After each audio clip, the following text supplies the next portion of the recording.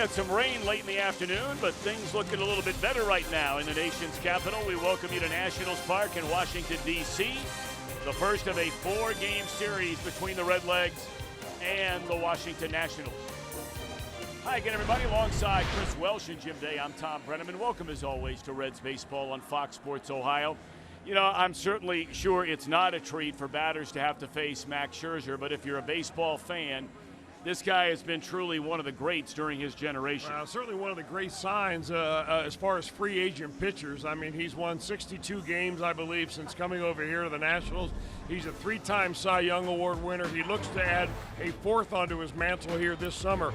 And he's a guy that basically is a magician with the baseball. But more importantly, as a team, when Scherzer takes the mound, the Nationals really feel like this is the game that they're going to win. You play with more confidence, you step to the plate with more confidence, you make better plays behind him, and that's one reason why he has won 14 games so far this season. All right, let's talk about the young man whose task it is to try and match him pitch for pitch tonight with the Redlegs. That's a 23-year-old Tyler Mahle. Well, that would be a mistake. I mean, a lot of young pitchers try to do that. They pitch against a great opponent, and they try to match him. Don't try to do that with Scherzer. Pitch your own game, Tyler Mahle. Stay within yourself. And you're wondering, after watching Mahle the last few times out, whether he's going through a little bit of a dead arm stage. You don't necessarily see that with a fastball velocity, but you see it with consistency in the breaking ball. Not a lot of snap there, not getting on top of the ball. Tonight might be a very telling start for this young right-hander. And tonight, Chris, is our first look at the young man named today for the second straight month, the National League's Rookie of the Month, and Juan Soto. You would never know that he's a rookie, except that we haven't seen him before. He wasn't up early on. I mean, he's a guy that hits the ball to all different parts of the ballpark. He's still a teenager. I mean, he can't even hang around and do some of the things his teammates can do after a ball game. Probably good. But during a game, man, can he hit. I mean, opposite power, center field power, right field power, it doesn't matter. This left-handed hitter is going to be around here a long, long time. When we come back, you know where we're going. We're checking in with the main man, the ultimate Reds insider. That would be Jim Day. He is standing by right next to the Reds dugout when we come back.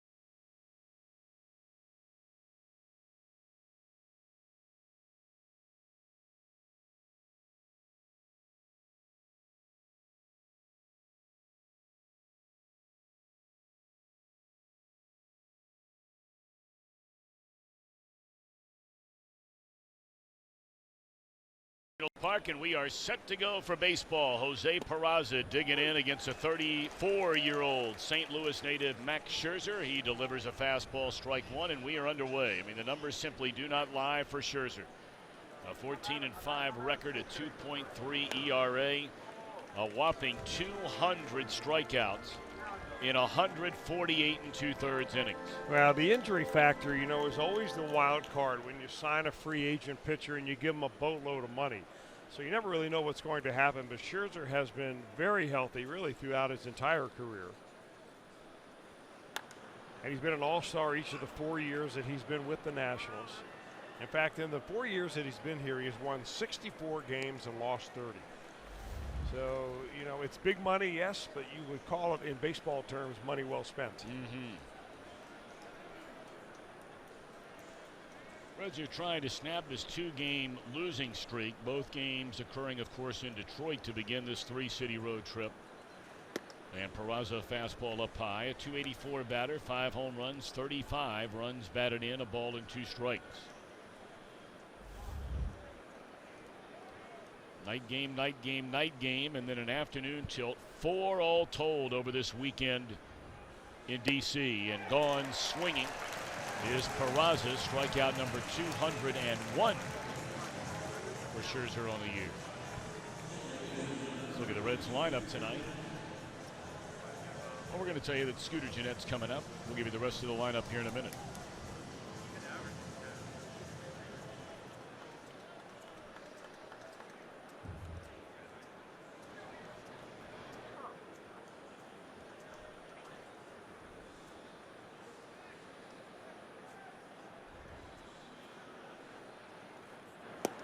Breaking ball in there to Scooter Gennett, a strike one.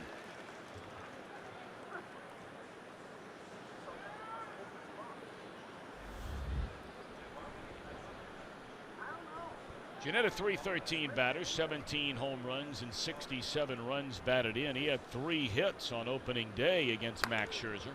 And this is a base hit up the first base line. Scooter digging hard for second. Eaton's throw is not going to be in time, and that's a 2-base hit for Scooter Gennett. How about that?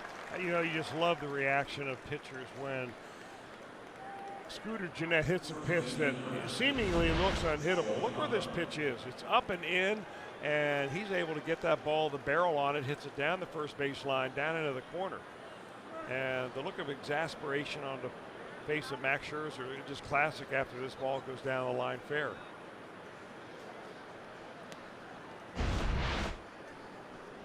So an early scoring chance for the Reds. They had a real hard time scoring runs in Detroit. This ball in the first pitch in the air to right off the bat of Votto. Here comes the throw to third, and very close, and just getting in safely is Gennett. Adam Eaton showing off that strong left arm.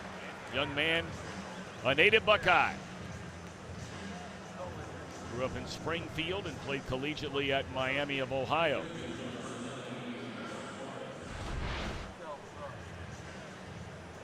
Boy, he made this very close. I mean, he was a long way away. Good strong arm, perfect one-hopper.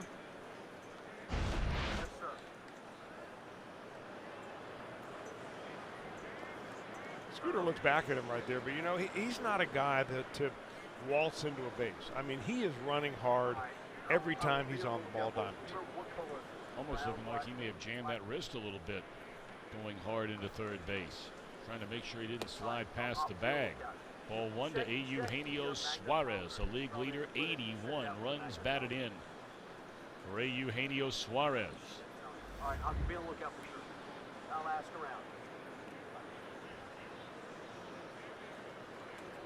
This network videographer that's photographing the kid. And Suarez actually begins play behind Javier Baez. I tell you, you talk about a guy who's having a great year as Baez, but his RBIs just come in huge bunches. He leapfrogged Suarez yesterday, 83 runs batted in for Javier Baez of the Chicago Cubs. They were able to get a victory last night, coupled with a Milwaukee loss, so the Cubs lead the Brewers by 1 game in the Central going into play tonight. That pitch in the dirt.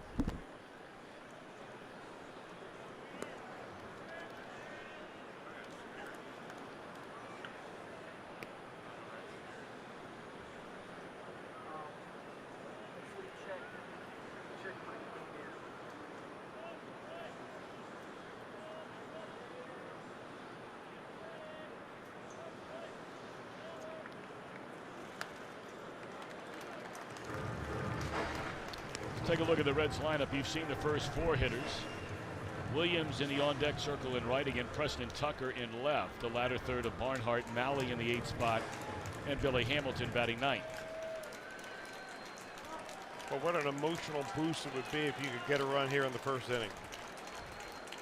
2 balls and 2 strikes. Here it comes. All-star against all-star. Got him swinging to end the inning. 1 hit, 1 left.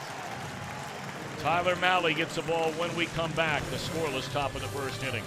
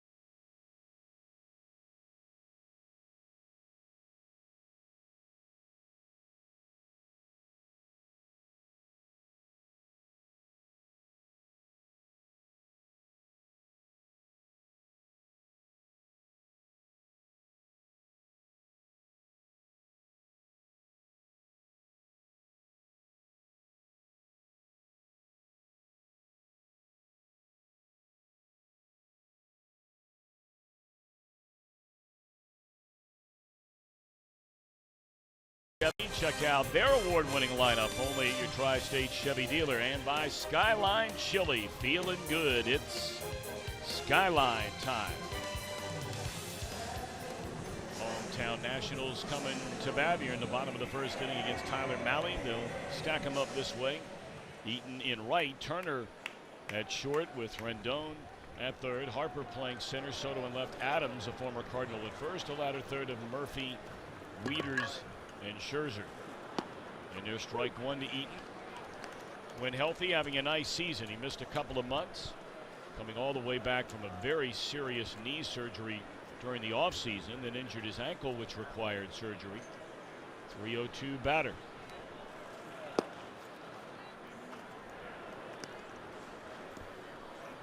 Tyler Malley making start number 22 of this 2018 season, 7 and 8 overall. The 21 home runs. That's a problematic number because it leads the league. But you can't start worrying about that, even if you're Tyler Malley. I mean, you're going to give up home runs if you're a fastball pitcher, and he throws his fastball about 70% of the time. He just hopes to throw solo shots, and basically those are rally killers. And not surprising that the majority of those come to Great American Ballpark. Swing and a miss, got him on a fastball, tailing up and away at 92 miles per hour, and Eaton gone on strikes to begin the first inning.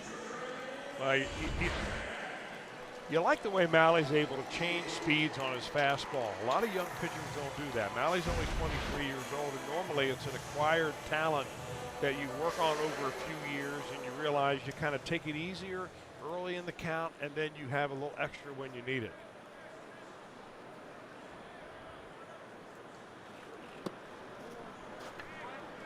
That brings the shortstop Trey Turner to the plate. 270 batter, 13 home runs, 43 knocked in, has 28 stolen bases on the year, does Turner. Breaking ball drops in there, strike 1 and 1.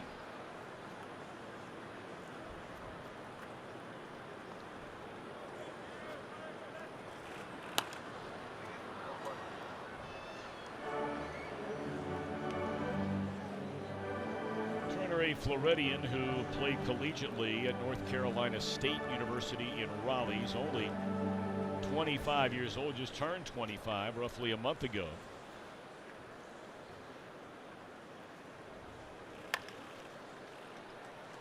And a ground ball to his counterpart, and Peraza is throwing the dirt, but Votto able to keep the foot on the bag and snatch it out of there. Let's look at the Reds on defense, presented by Ford. Outfield we saw yesterday in Detroit, Tucker getting his first hit as a Red and driving in a run to boot. Hamilton and Williams in this spacious Nationals Park outfield. Regular group, including the 3 All-Stars along the infield, and Tucker, Barnhart hanging the sides. Tucker, Preston Tucker, made his first start as a Red yesterday. Had a hit, scored a run, knocked in a run. Anthony Rendon,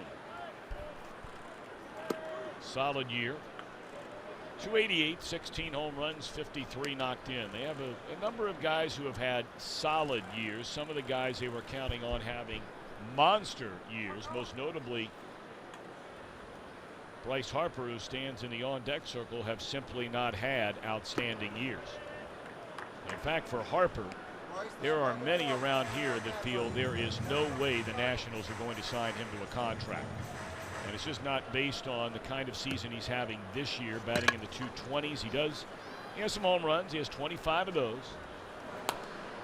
Swinging a foul ball out of play. But, you know, this is his second year in the last 4 years where he's really not had a good year.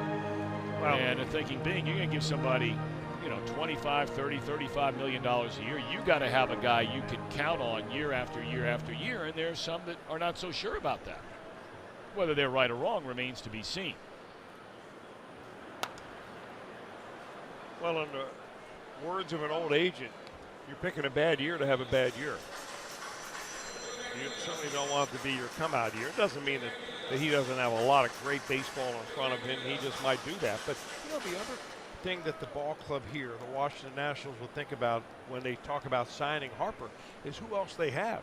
And right now, they've got a couple of very good players that can play right field and left field. We're seeing one of them tonight in Juan Soto. Bobbled by Peraza. He'll still throw out Rendon. Then a nice start for Tyler Mahle. 1, 2, 3. No score at the end of one.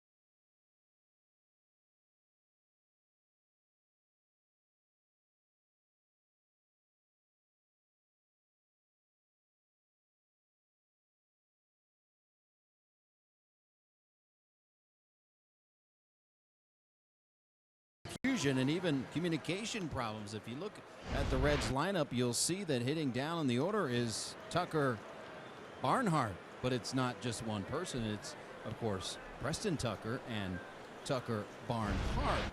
Now, Tucker is, you know, used to people saying, hey, Tuck, and Tucker exactly, and turning around. Well, now we've got 2 Tuckers in the clubhouse, and today Ted Power came up to Tucker Barnhart and said, hey, Tucker, and Preston Tucker turned around.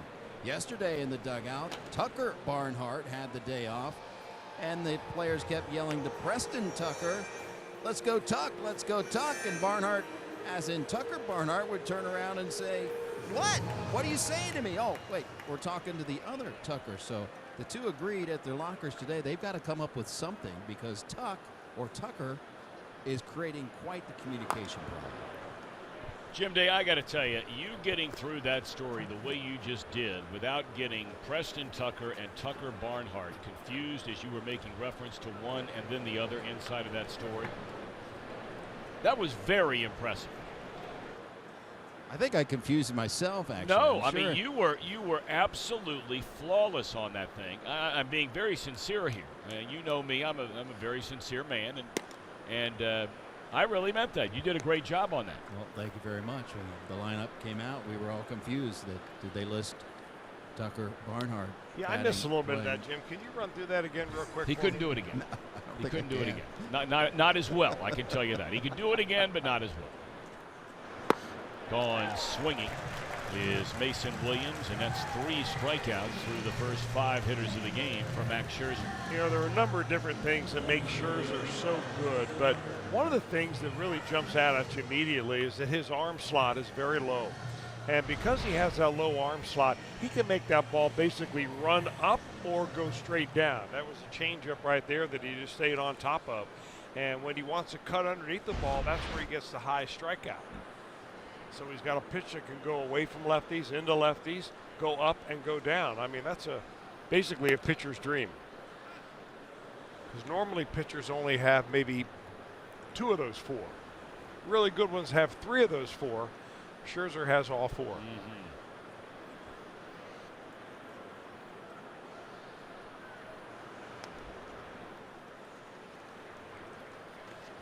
And I think what's really interesting also, that last pitch that he threw right there, that's a slider, cutter / slider. But that is a control breaking pitch. He doesn't throw it as hard as he can. He's not trying to have the bottom drop out of it.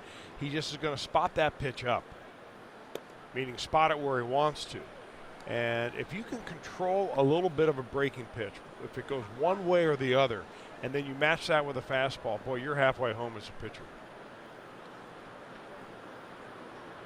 2 balls and a strike on Preston Tucker.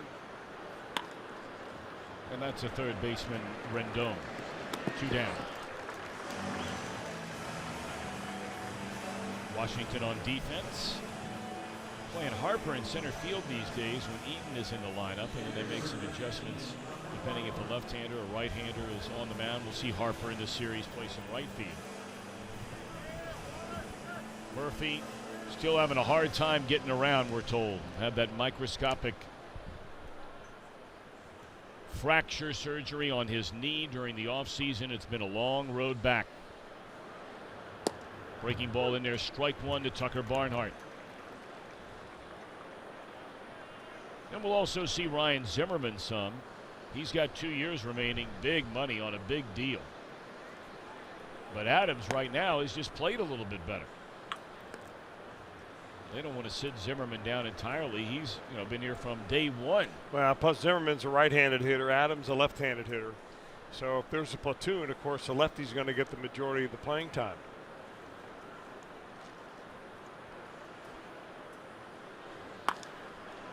In the air left field. Going back to the warning track and making the grab is Soto. Tucker Barnhart gave it a ride, but it's a 1-2-3 second for Scherzer. No score.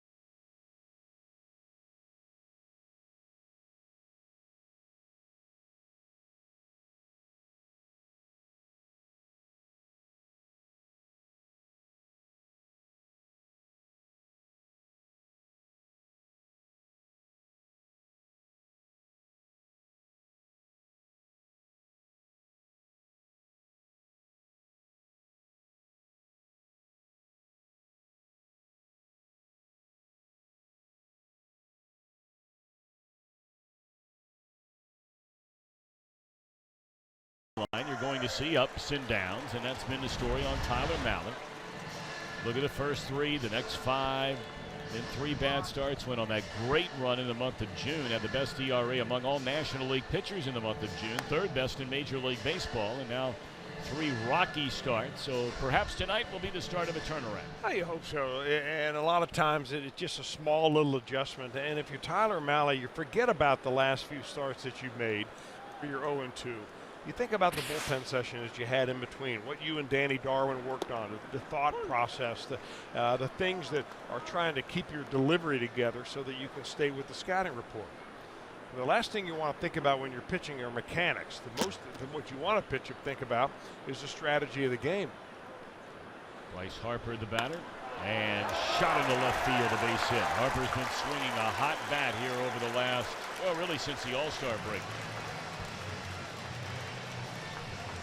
You know, it's really interesting leading up to that trade deadline. There was some talk here in Washington and all over baseball if you followed it. That, I mean, there were rumors that teams were coming after Bryce Harper and that the Nationals were at one time considering, trading him, which basically would be, in the Nationals' eyes, waving a white flag of surrender. And, at the very last minute, they decided, we're not going to give up on this ball club. Mike Rizzo is the general manager, says he still believes in this club. But they're going to need a lot out of Harper here going forward to jump over some of the teams that have worked their way ahead of them. As mediocre as they have been, and they have been basically a very average 500 team, they're still only 5 games out of first place. Philadelphia's cooled off. Atlanta's cooled off. So despite being 54 up, 53 down, the Nationals at 5 back are very much right there, and the East is up for the taking. And neither of the teams that are ahead of them have the recent history of being in a pennant race, of being in the postseason, and there's a lot of baseball to be played yet. I mean, Atlanta's a very young team. They're probably surprised as to where they are. And I think Philadelphia sees themselves as, maybe even a year ahead of where they thought they would be.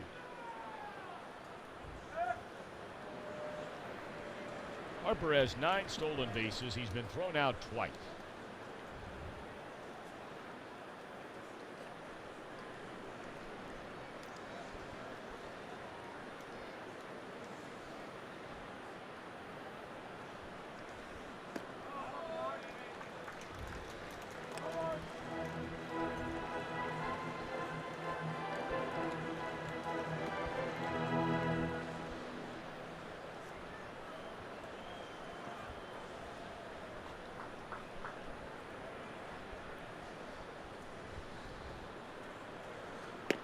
It was kind of interesting, Tom, because here you have in back-to-back hitters with the Washington Nationals, 2 young players whose numbers in the minor leagues and even in amateur baseball screamed, I'm ready for the major leagues.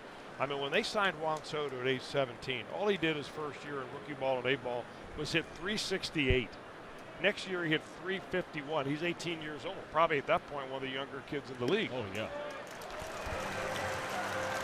Single and a walk to begin this Washington second inning. And that's the one thing that, Chris, for those that have seen this young man play regularly, that perhaps they've been as impressed with as any other part of his extraordinarily talented game is his vision of the strike zone. Huge on base percentage, drawing a lot of walks and strike out a lot. Well, I mean, right now he has walked 41 times and he has struck out 48 times. I mean, that's almost Joey Votto territory right there. Yeah, it could be his power is so, impressive and intimidating. The pitchers are pitching around him. I think the way that Malley did right there. Well, Matt Adams having a good year. Were it not for a broken bone, trying to put down a bunt in an effort to beat a defensive shift against him, his numbers would be really good. And they're still good. 282 batters, 17 home runs, 46 knocked in. We saw this guy wear the Reds out wearing a St. Louis Cardinal uniform.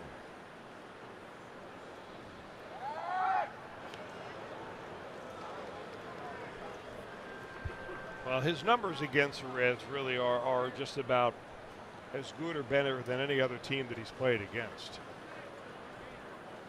In 68 games, Matt Adams has I know what you're thinking. 17 home runs and 43 driven in. A 320 batting average.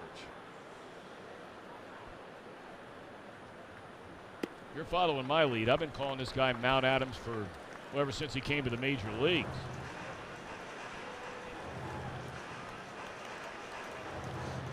And he used to be considerably bigger, a mountain of a man when he first came to the big leagues. He's dropped a lot of weight since then. That's when he was Grizzly Adams. That's exactly right. 1 ball and 1 strike, still a big, strong guy. Slow roller. They're only going to get 1 out here. And the runners will advance to third and second. Harper and Soto, 1 out in the inning.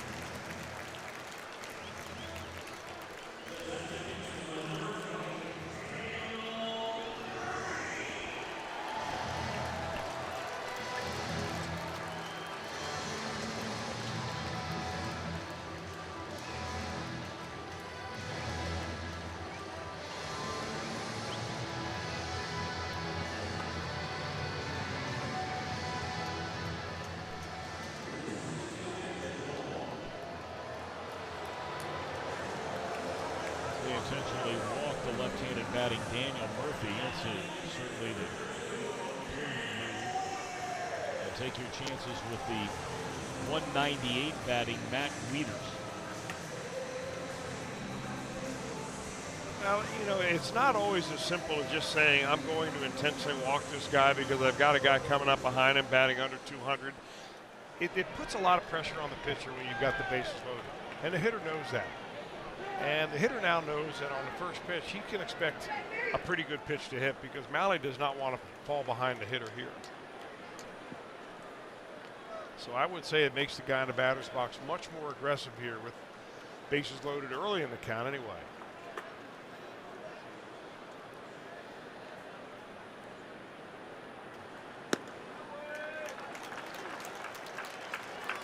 You know, interesting for Tyler Malley, he's got the 4th most ground ball double plays in the National League this year, but his ground ball percentage would tell you that he shouldn't have hardly any at all.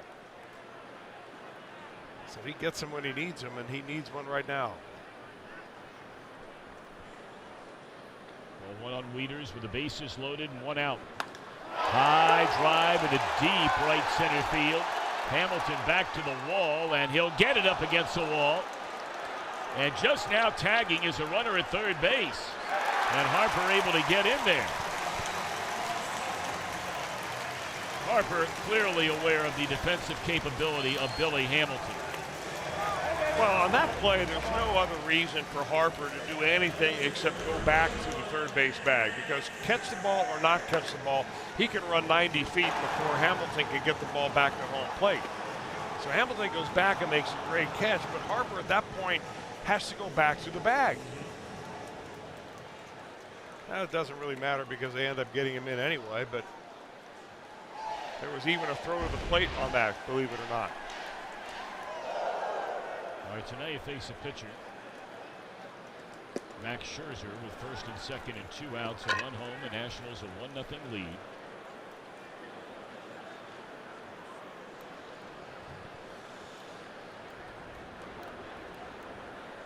I'm sure Bobby Henley, the third base coach, had to be wondering what in the world Harper was thinking about. Oh, boy. Base hit by the pitcher. They're going to wave around Soto. Here comes a throw from right. It's up the line. Hits the sliding Soto. And a base hit by Scherzer makes it 2-0 Nationals.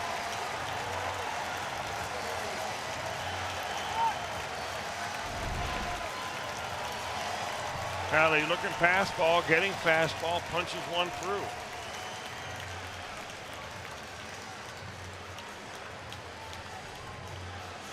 Scherzer is a legitimate hitter. Well, he is. He's hitting 277 this year. That is RBI number 5. He's picked up his 14th hit. And his on-base percentage is .320. I mean, you take that out of some of your players on your regular roster, wouldn't you? Yes, indeed.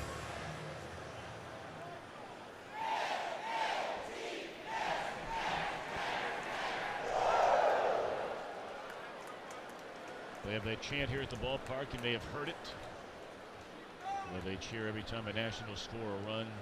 NATS, Nats, Nats, Nats.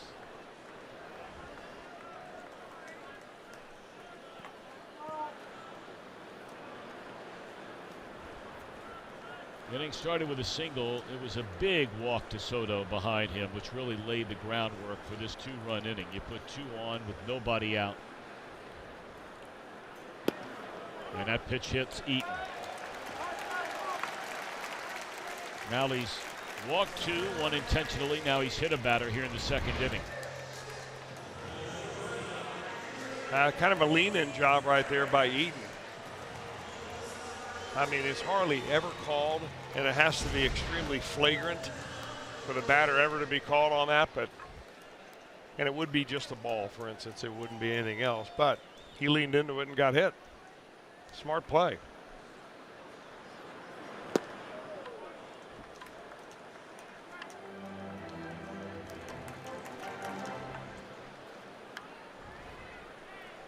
Loaded for Trey Turner. He grounded out to Jose Peraza his first time up.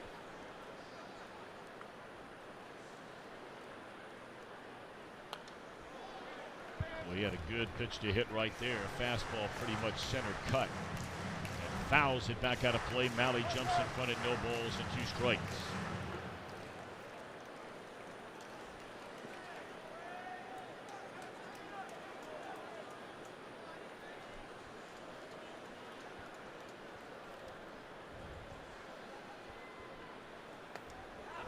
That ball hit his bat. That's a foul ball. Still 0-2 to Turner.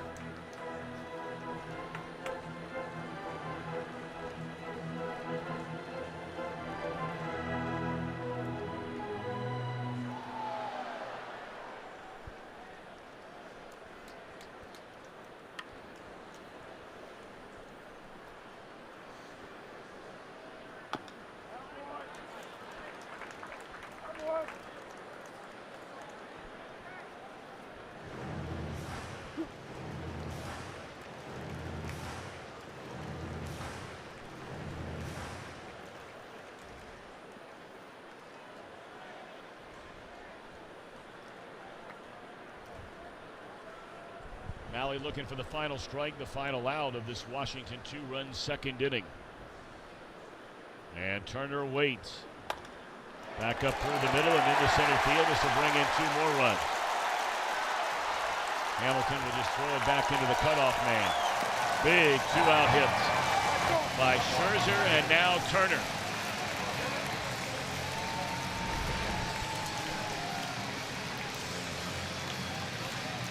He's able to hang right in there. Had a couple of bad swings on breaking balls. He's able to get a high fastball up through the middle.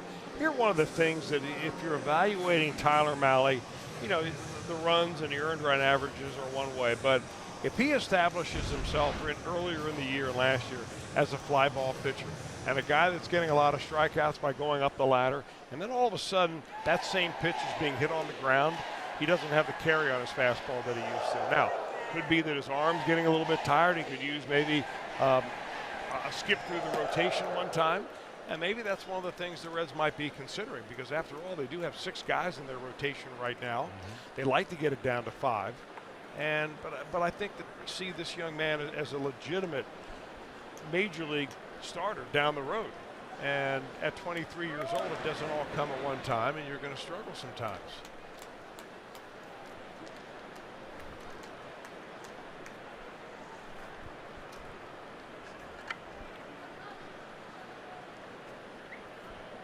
Kauri Mela is up throwing in the Reds bullpen. He has not pitched since the Reds brought him up from Louisville on Friday. We may see Maya in the game here tonight. A 4-run Nationals 2nd inning. And it's still not over. 1 ball and 1 strike with 2 on and 2 outs to Anthony Rendon, the 9th batter in the Nationals inning.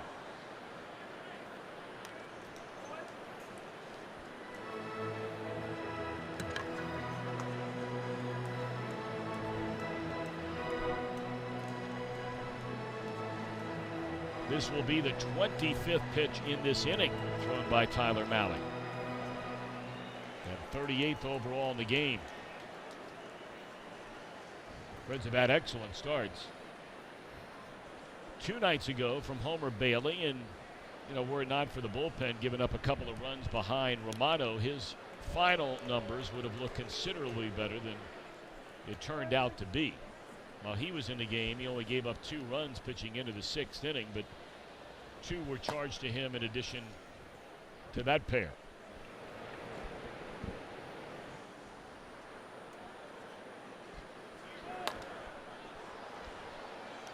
It's funny how baseball works. So sometimes a pitcher can catch a break by missing a team that has his number. You can catch a break by pitching in a ballpark that is a pitcher's ballpark. You can catch a break by pitching against a team that doesn't have the caliber of hitters that the next series has. For instance, in this one, you go through that Detroit Tiger team and you tell me how many guys in that starting 8 are going to start again for the Nationals. And then you see how, you know, one guy gets a pitch on Tuesday, and then you come back and pitch on, you know, Wednesday, and it's a whole different story. Wednesday and Thursday in this case, and you know, it's just kind of the way it rolls out there. Don't get me wrong; they're big league teams and they're big league games, and everybody's trying to compete. Your point's well but made. you know what I'm trying to say. Well, it's not even debatable. I mean, look, you have a choice. And you have to win a game, and you want to pitch against the Detroit Tigers and the Washington Nationals. Oh, my goodness. Well, you have a pitch out, and you don't have anybody covering. I tell you, Jim Riggleman was really upset after the game last night. I mean, downright livid. And, you know, according to some reports, he really let his team have it last night. Well, you know, and he ought to be able to maybe regurgitate that same speech, because the infielders look into the catcher and they know what's coming. They know whether it's a breaking ball or a fastball. They also know the sign for a pitch out. So when they see the sign for a pitch out, somebody's got to be going to the bag. It's 29 stolen bases now for Turner. And it looked like he went no on the appeal. Well, that's a surprise. First base umpires Manny Gonzalez, Chad Whitson behind the plate. You have Andy Fletcher at second base, and Jeff Nelson, the crew chief, works down at third. It's a kind of break. If you're Tyler Mahle, you really could have used that call.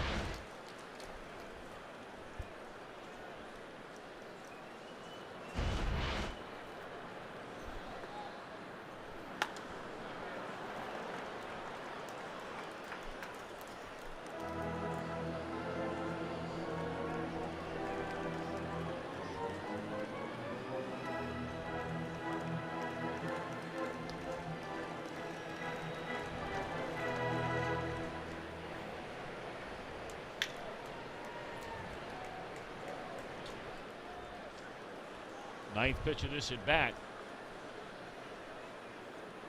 Mahle against Rendon. The inning started with a man who stands in the on-deck circle, Bryce Harper. And that ball hits the umpire. It's going to be a dead ball. Oh, boy.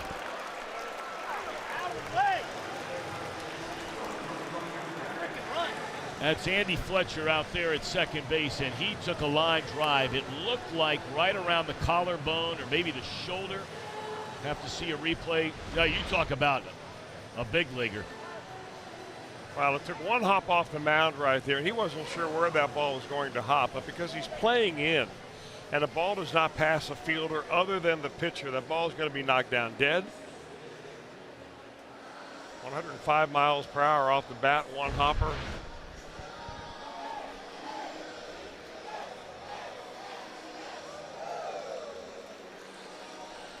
Well, I tell you what, there's a term that will never be used to describe Andy Fletcher, and that term is China doll. Will never happen. We've seen players come out of games this year that took half the hit that he just took.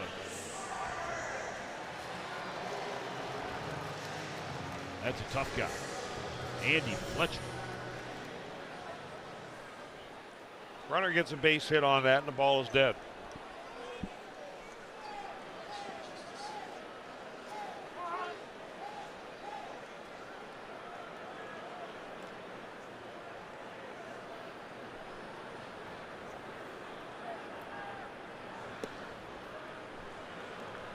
So it is a 4-0 game still, and here's Harper.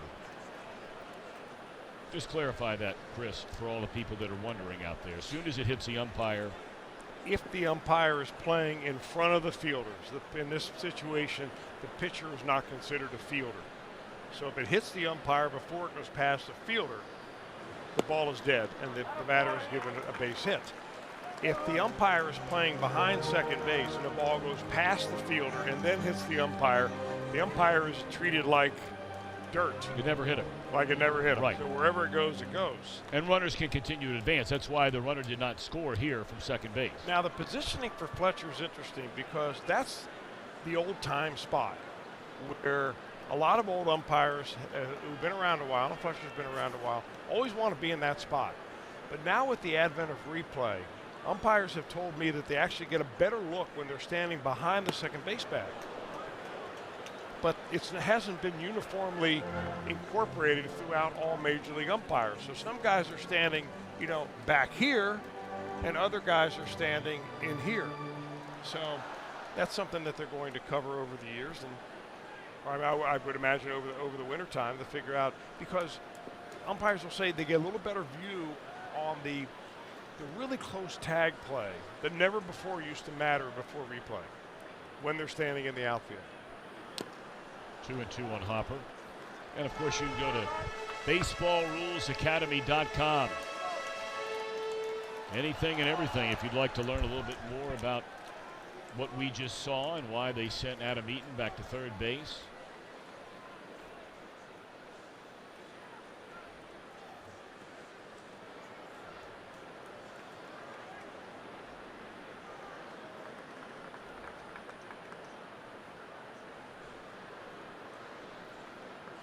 Two balls, two strikes on Bryce Harper. Boy, and this is a never-ending inning for Mahle. I'm sure that this is a final batter one way or another he's going to face. If he gets him out, then the inning is over. If he doesn't, I would imagine we see Mayo. 35 pitches in this inning for Mahle. For him, he's got to think this is deja vu all over again. His last start was very, very brief, the shortest of his career.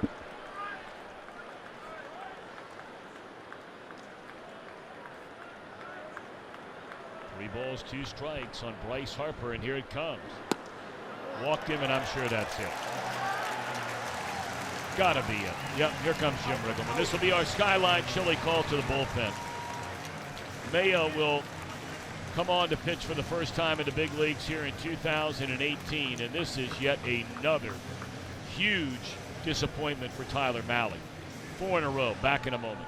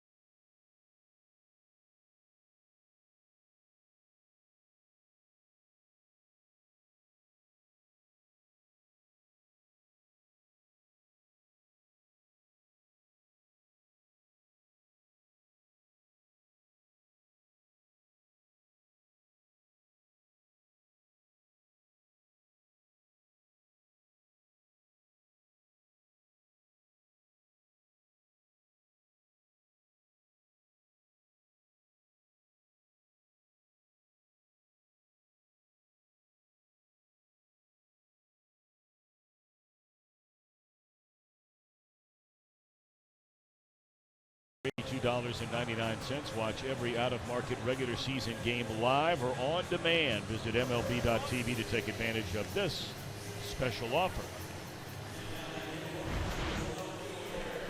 5 runs here in the Washington Nationals second inning. What a big day here today, though, for Ke'Uri Maya. Not only pitching his first time in this season in the Major League, but also his birthday. So happy birthday, Ke'Uri. Yes, sir. He's down in AA and AAA, used as a starter. They're trying to get him a lot of innings. And, boy, he had a very nice season. 19 games overall, pitched 100 innings. Earned run average down around 3.0. And he is likely to be out there for a few innings. So the bases loaded, got to see a few strikes out of him right off the start. He'll be facing the youngster Juan Soto, who walked in this inning and scored the second of what has been so far a 5-run inning. And a first pitch fastball at 95 miles per hour from Maya's in there straight. So we'll get a look at Maya. We saw him, you may remember, in the 2017 season. Had 2 relief appearances for the Reds. Both of them came in September. Through multiple innings in each of those outings, but as Chris mentioned, has by and large been a starter all year long and had a very nice year.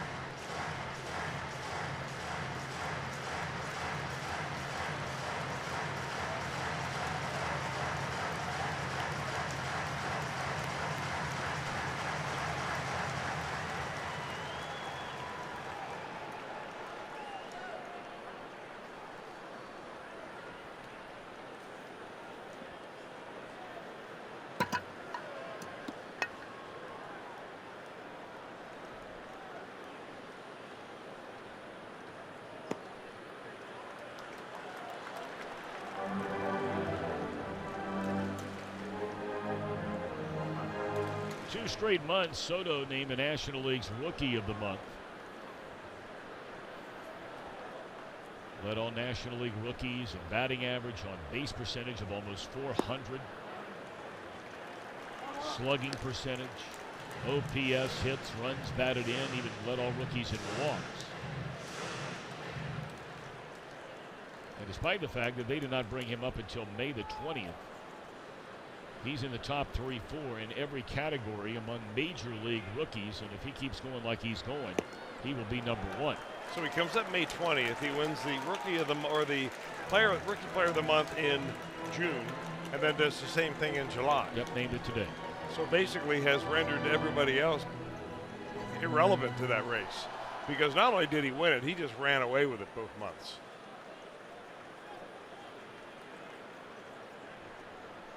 Three balls and a strike on Juan Soto. And Maya walks in a run. You know, I got to say that somebody's got to tell Maya when he comes out there, you've got to throw strikes at this guy. We know that he may be the best hitter you've ever seen. And for all I know, they could be winter ball teammates. But you can't come in and walk the first batter you face with the bases loaded.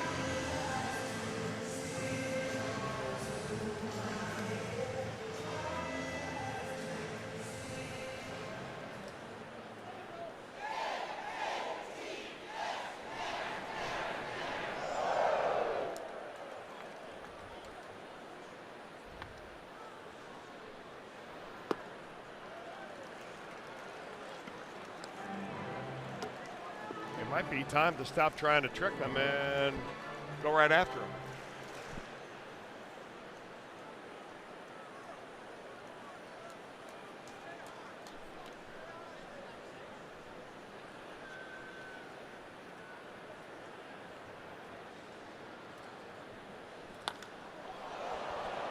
Popped up into left center field. That'll be handled by Preston Tucker. So Adams retired, and that will end the inning. But a monster 6 spot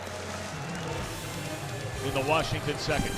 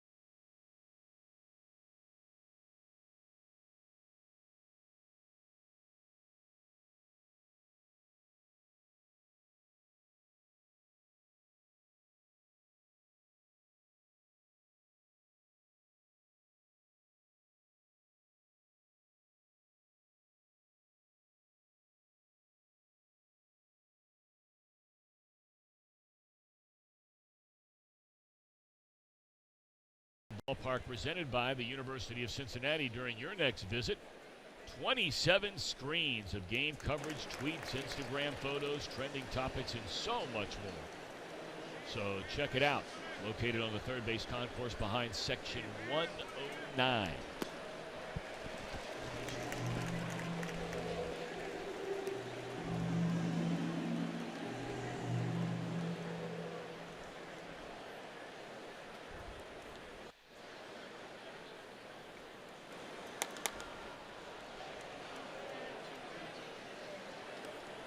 Close the book on Tyler Mahle.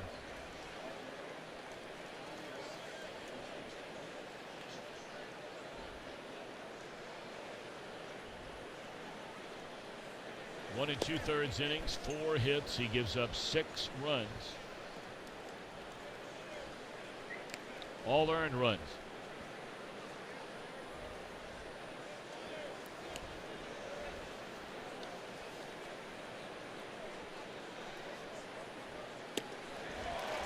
And that's another strikeout for Scherzer. Give him 4 of those so far tonight.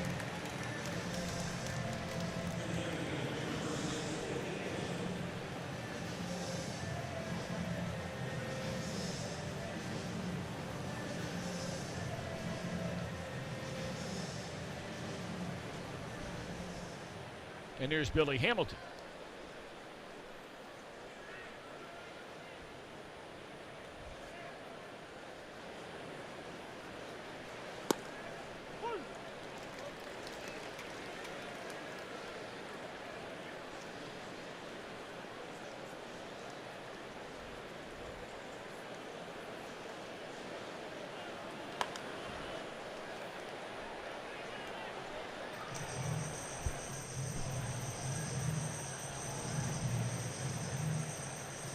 Eyes.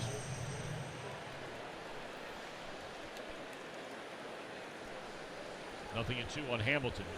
And a fastball misses.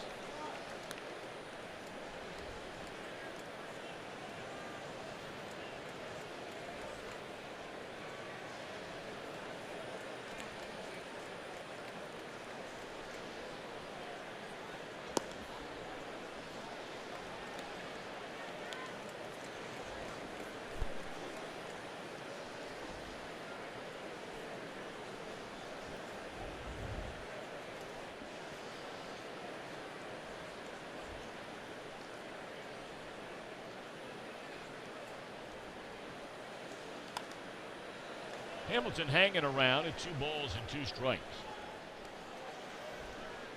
Yeah, the 90-mile-an-hour cutter is basically a setup pitch right there. I mean, he wants an out with it, obviously, but he'll probably go right up the ladder right here, like a lot of pitchers do against Billy Hamilton, with a 4-seamer, cut underneath it a little bit and see if he can't get Billy to swing underneath it.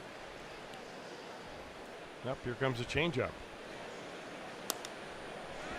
He got underneath it. And pops up to short center. A good jump on that play by Harper in center field. 2 down in the inning. Well, come on down to Great American Ballpark. Tomorrow night, it's a Zach Brown band. That'll be Saturday night, I beg your pardon. The Zach Brown Band Down the Rabbit Hole Tour featuring Leon Bridges. You can get your tickets at Reds.com/Zach Brown Band. We had the Luke Bryan big show earlier this summer. That was a big hit. I understand the weather back at home is just terrific right now. So Saturday night, Zach Brown Band at the old ballpark. Well, the residue of the Zach Brown Band concert here at Nationals Park is still very visible in center field. In fact, they had back-to-back concert nights here. They had the Eagles and James Taylor on one night, and then the very next night they had the Zach Brown Band. And here you're looking at it. So that's not really bad, considering that's a double concert burnout. Boy, the Eagles and James Taylor. That's pretty good stuff. 1-1 pitch to Peraza and a fastball at 95 off the outside corner.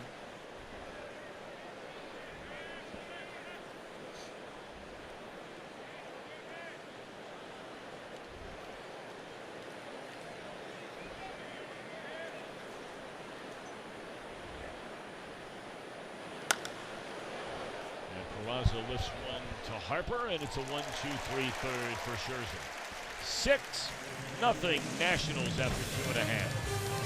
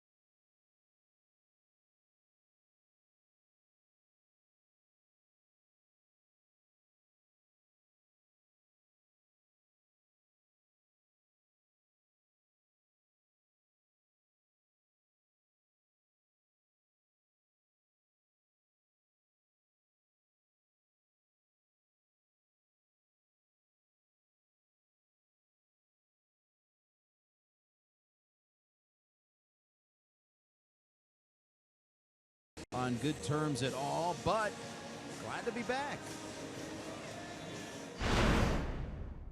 It's great to be back here. You know, I love it here. You know, this is where I grew up playing ball and delivering the Washington Post and caddying at Woodmont Country Club. You know, everything that's associated with D.C. for me, and you know, always good to come home. Maryland guy through and through, and he was reliving some of his childhood earlier before the game, but again, did not leave on good terms, but always a positive guy, not real bitter about years removed what happened here. Base hit center field by Daniel Murphy off Maya, who starts a clean inning here in the third. No, it was an ugly ending here in D.C., as you mentioned, Jim. And, you know, Riggleman had his team playing good baseball, felt like he had earned the right to receive a contract extension. His side of the story, he was led to believe he was going to get a contract extension. It kept dragging and dragging and dragging. He's wondering about it, didn't get it, and in essence, just walked away. And whether you view that under the umbrella of quitting on your team, that's solely your decision. But that word certainly followed him around for a number of years, and anybody who believes that he's not had a managerial job since then has nothing to do with that word. He's probably kidding himself. I'm not suggesting, Chris, that's what he did or didn't do, but a lot of people take that opinion that that's what he did. Well, I think in his mind, he just stood up for what he thought was correct. And when he was told one thing and that thing didn't happen, you know, that they didn't even want to talk about an extension for him, then he wanted to prove a point. And I think probably in the back of his mind, he was hoping that they would finally say, okay, let's talk a little bit. But he proved that it was not a bluff. The team was leaving Washington to go to Chicago to play the White Sox. And he was not on that flight. And by, I guess, 3 days later, they named Davey Johnson as the manager. And make no mistake about it. You just described Jim Riggleman to a T. He has a certain, you know, sort of code of ethics that he tries to work by and live by, and he's not going to vary from that. And if he feels like he's been done wrong, then he's his own man, and he's going to do what he feels like he has to do.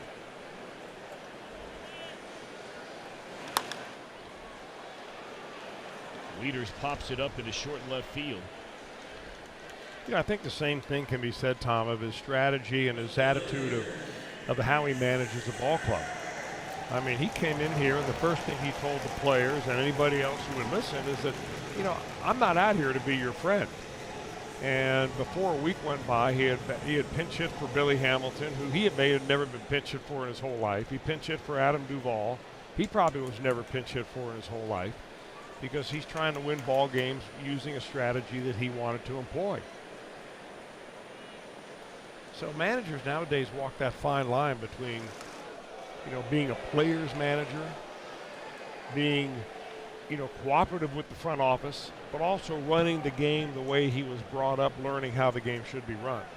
And sometimes it's not a straight line, it's a crooked line that you have to follow and tiptoe across.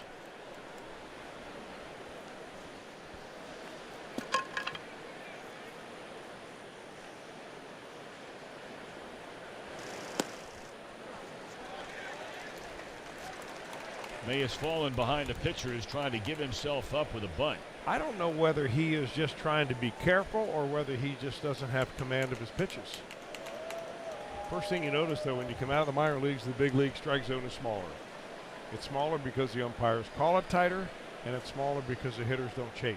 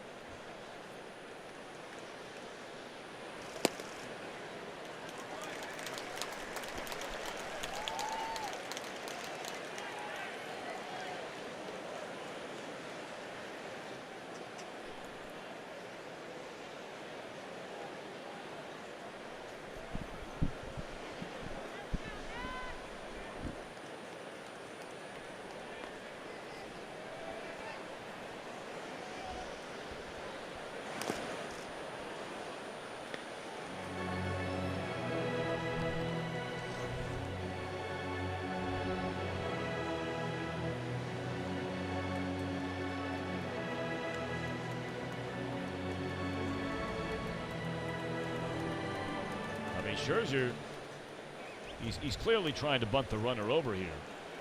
But he's got a 3 balls and 1 strike count. He had a huge hit in that 6-run second inning. That was a 2-out single by Scherzer.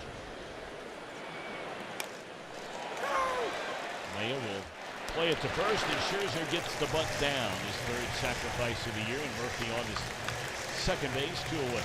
Maybe they wanted him to bunt because they didn't want him to run the bases. I have no doubt that's true. There's no doubt about it. He had to run him the last time.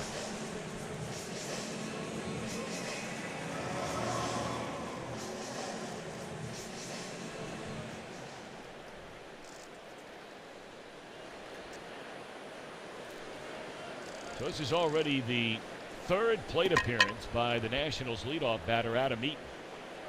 Told you, young man grew up in Springfield, Ohio, went to Kenton Ridge High School, graduated from there, and then went on to play for the Miami University, the Red Hawks, in Oxford, Ohio.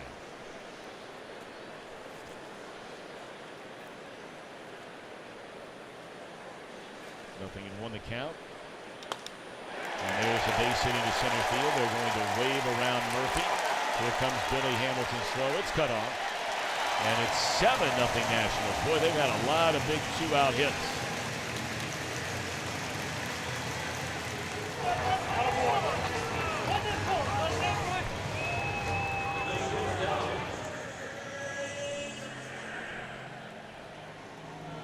Of course, the Nationals just a couple of nights ago,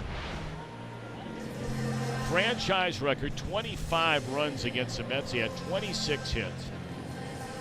And the 21-run margin of victory, the largest in franchise history, and it also was the worst loss in Mets franchise history. So they brought their hitting boots again here tonight.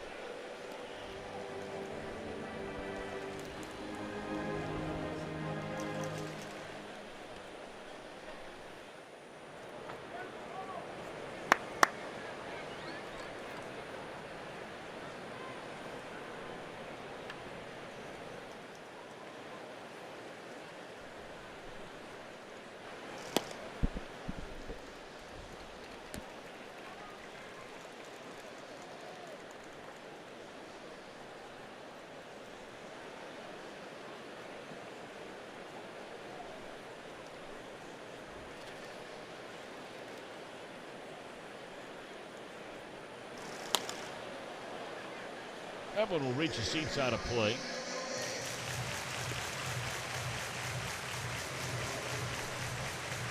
Two balls and a strike on the shortstop, Trey Turner.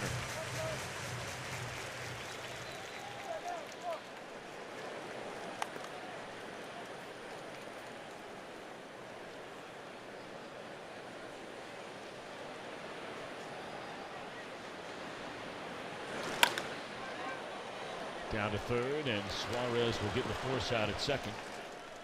1 run in the Nationals' third. They lead 7-0.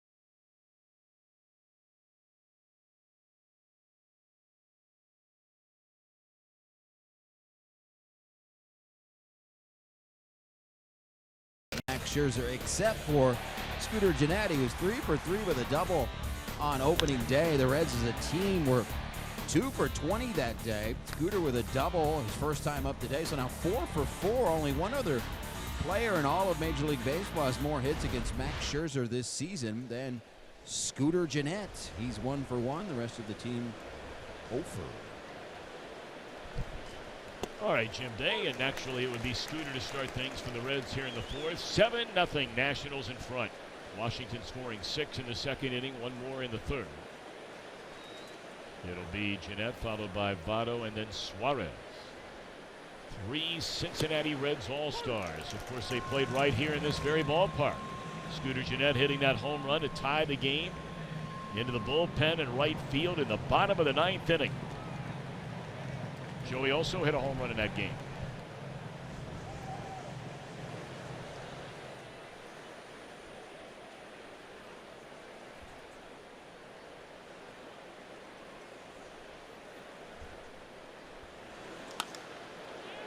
And another base hit against Scherzer. 5 for 5 this year now. Scooter Gennett against Max Scherzer. How about that? Now maybe a little bragging rights for Scooter now. Oh, it's you more see than a Scherzer little. next year at the All-Star game. That's more than a little. Against this guy, batters are hitting this season against Scherzer 183. Scooter's 1,000. That's called ownership. That's not bragging rights.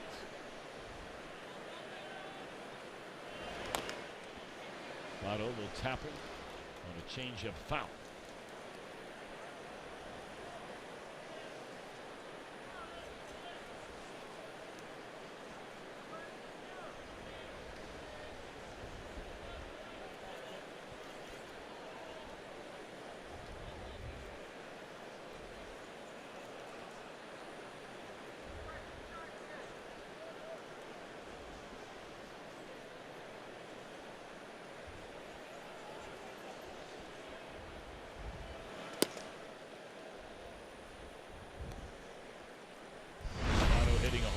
in the 10th inning after Jeanette had tied the game in the ninth.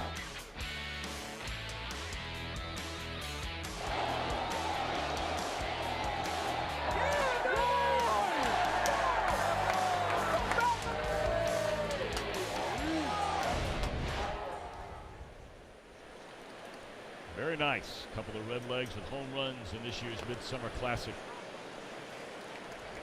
That ball actually appeared to. That hit Votto's bat, didn't it?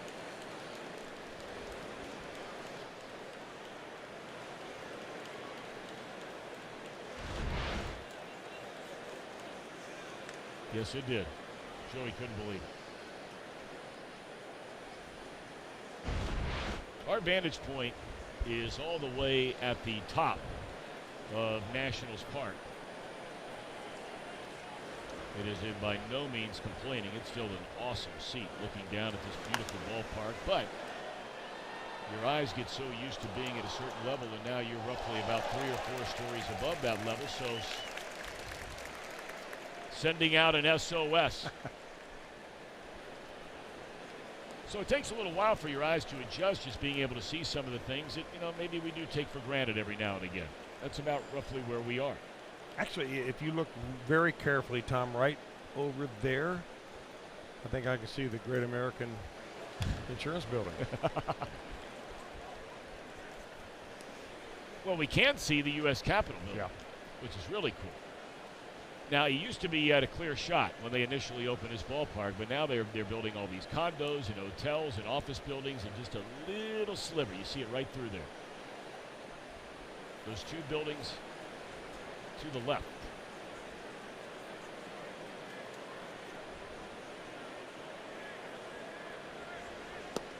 Votto out of there swinging. That'll be 5 strikeouts in the game now for Scherzer.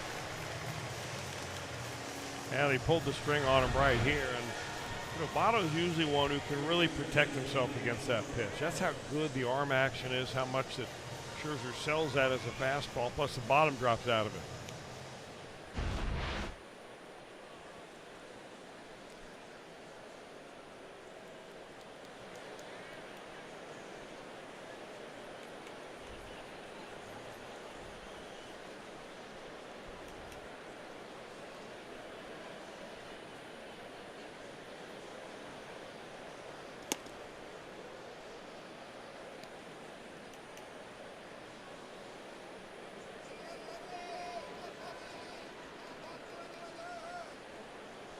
Now Eugenio Suarez, who struck out against Scherzer.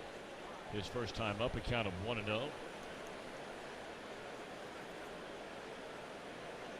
All-star teammates, every batter in this inning for the Reds. Jeanette, Votto, and now Suarez, Jim Day. Indeed, and I went around the clubhouse today asking about the challenge of facing a guy like Max Scherzer, perhaps the best on the mound, and Suarez looked me right in the eye and said, hey, I want him to know that he's facing the best. Confident young man. Good stuff. Very good stuff. I mean, that's the kind of stuff we get from Jim Day that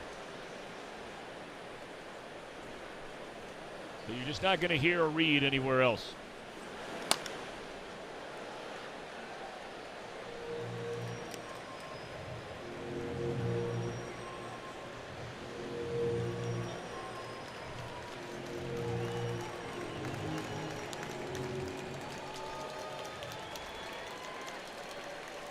Good sized crowd here tonight, Thursday night, even with a threat of some rain. 1 ball and 2 strikes. And a piece of it. Jim Day, I wanted to ask you because it really cooled off, at least where we're sitting, after they had some of that rain. And I noticed some of the players, Suarez down there right now, and some of the Reds coaches, Votto, all wearing long sleeve shirts under their uniform. Is it pretty cool down there at the field level? Not a chance. They like to lather up. It is quite humid down there. But it's a big old hang with them. Humid on the field level. Very surprised by that because where we're sitting up here feels so nice. Well, High fly ball into deep left field. And Suarez does indeed back up that talk with a monster home run beyond the bullpen. A 2-run big fly by Eugenio Suarez. So that moves him, for right now anyway, into a tie again with Baez for the league lead in runs batted in. Well, what a year this guy is having. It is August the 2nd. He's got 25 bombs and 83 knocked in. I'll tell you, it's really one of the more beautiful swings in baseball, too. Look how smooth it is. He gets his foot down. Great follow through. Nice and relaxed as the ball's coming to the plate. A little bit of a hip cock and drops the bat head. That's way back.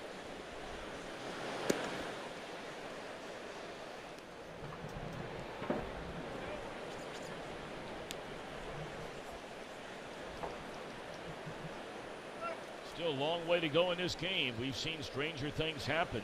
A 7-run deficit has become 5. And now it's 2 balls and no strikes on Mason Williams. I mean, you wouldn't bet your house on it. You probably wouldn't bet $5 on it against a guy like Scherzer. But sometimes you just never know. 2-1 to Williams.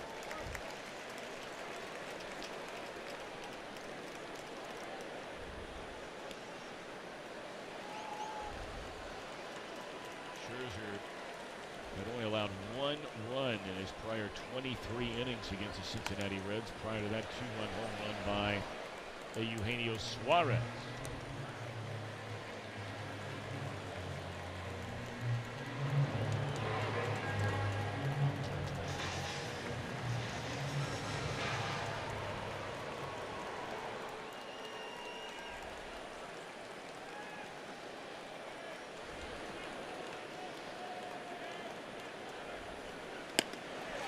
Williams going on strikes for the 2nd time, and that's 6 of those on the night for Scherzer.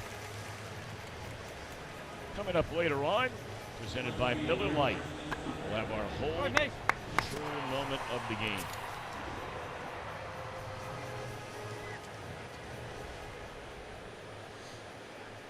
Here's Preston Tucker. He bounced out to the third baseman Rendon, his first time up.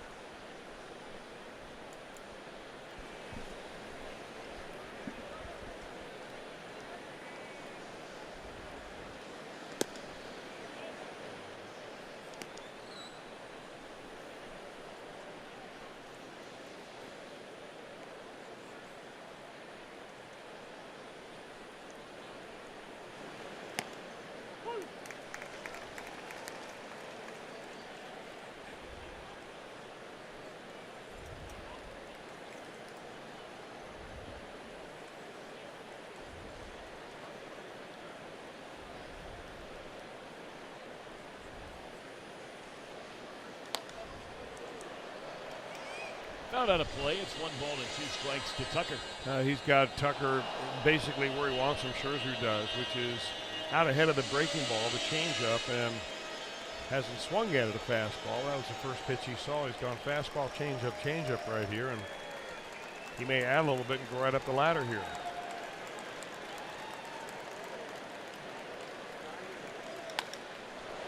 And that one is shot into right center field. Hard hit ball will go for extra bases for Preston Tucker. So he got his first hit as a Red driving in a run yesterday. And now he gets his first extra base hit as a Cincinnati Red. Tell you what, this guy looks like he can hit a fastball. And he's set up looking for fastball, it looks like to me. He's got short arms, very short swing. Quick to the hitting zone. I mean, he levels on that. Yeah, Scherzer put it right there for him, but still. Got to get that head through the hitting zone.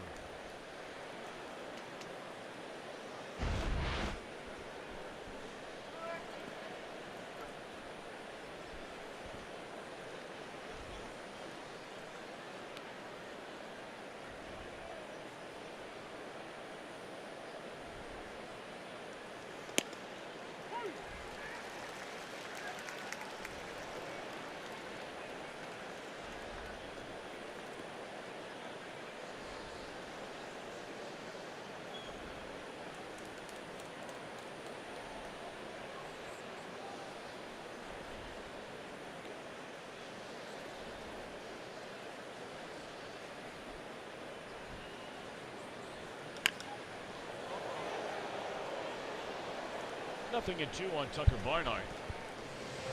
He flied out just in front of the wall down the left field line his first time up, sending Soto with his shoulders right up against it.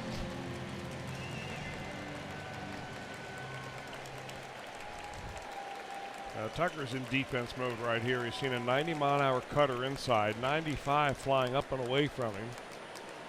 And looks like here comes, can't quite see in the glove, going to the high heat.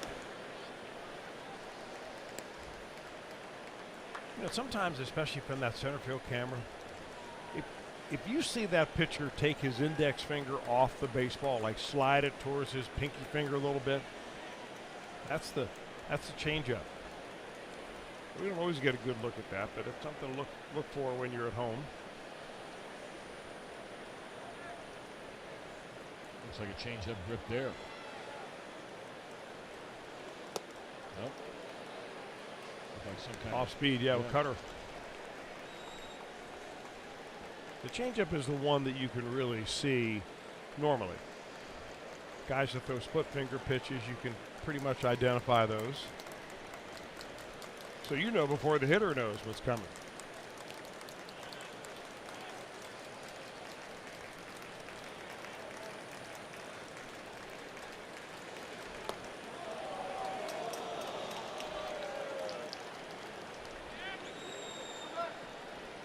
So Barnhart working him pretty good right here.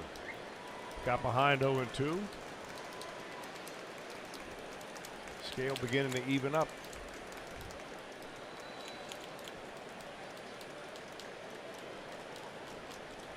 Three balls and 2 strikes on Tucker Barnhart. Runner at second is Preston Tucker.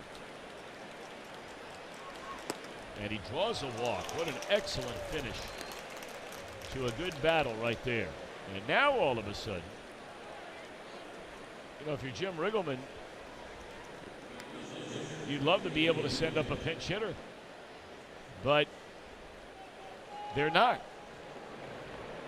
When you get 1 2/3 innings out of a starter, and you know you're looking ahead to what's coming up the next number of days, the Reds will not have another off day for quite some time. It won't be for another week.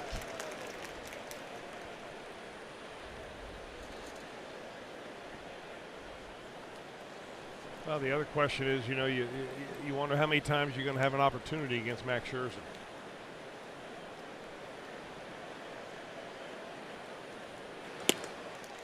Well, it's sort of weird. They have Peralta throwing down there in the bullpen. Now, very lightly throwing in the bullpen, but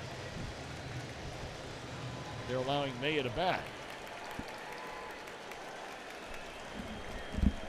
Feels like one thing about Jim Riggleman, though, in the game. I mean, he'll tell you at the end of the game what he's thinking. He will. He's not going to tell you before the game. Maybe there are 2 or 3 guys down there who tell you they can't come in and pitch again today. They used virtually everybody in that game yesterday. I mean, they just kept bringing in one guy after the other. Peralta pitched, gave up a run. Lorenzen pitched, gave up an unearned run. Garrett pitched, only a third of an inning. Hernandez went nearly 2 innings. Wow.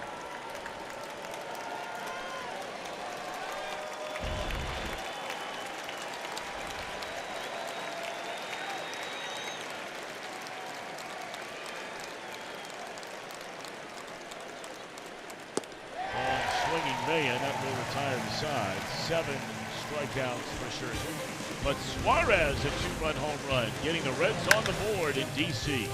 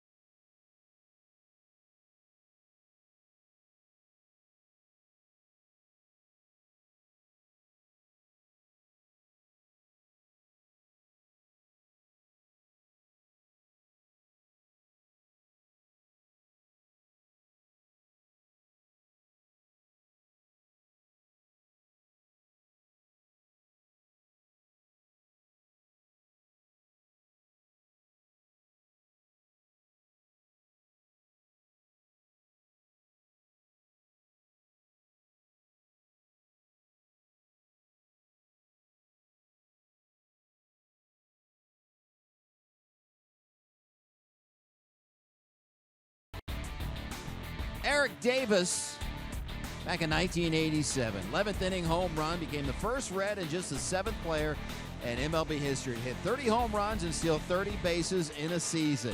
He finished that year with 37 home runs and 50 RBIs. Since then, both Barry Larkin in 96 and Brandon Phillips in 07.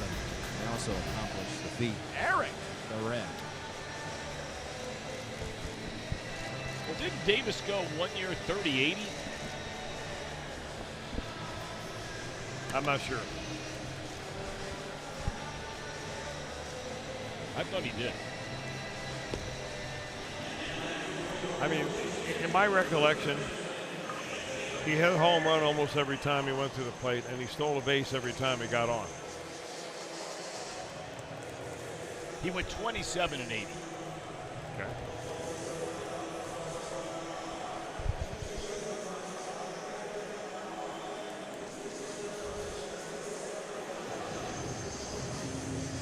Well, Wandy Peralta's taking a seat in the bullpen. That's perplexing. But as you said, Chris, I mean, at the end of the day, that's the thing about Jim Riggleman and a lot of managers. He's not alone. But, I mean, Riggleman, it doesn't matter what you want to ask him about. Every tough question you can possibly think of, he will sit there and he will look you right in the eye and he will answer it truthfully. Not going to back down, not going to dodge it, not going to evade anything, none of that nonsense that you get so much now. I mean, we were talking with a couple of scouts before the game. They travel around and they watch a lot of teams play, and they'll stick around the press box and watch a manager's press conference after games. And, you know, some of the managers, it's like their team loses 8 in a row and everybody's sitting around singing Kumbaya. There's a pop-up. And everything is not Kumbaya.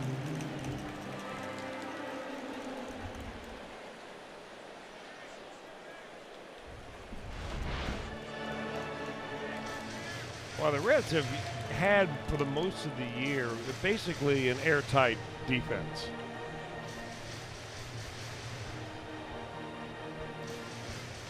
And, you know, we sit up here and, 350 feet away, it seems like, and it looks a lot easier than it really is when you're converging on the stands. You've got another player coming up there, the ball spinning, coming down at an angle.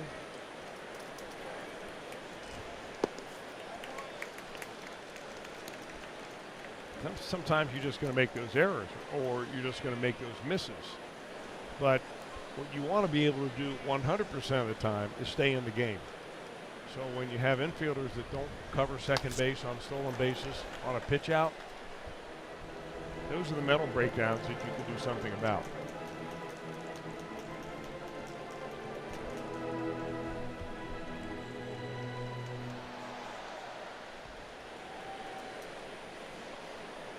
Two and two on Anthony Rendon, leading off the Nationals' 4th inning. It is a 7-0 Washington lead. They're underway at Wrigley Field in Chicago. There's a pop-up into left. This one will be handled by Preston Tucker. One away. Cubs and the Padres in a series tonight.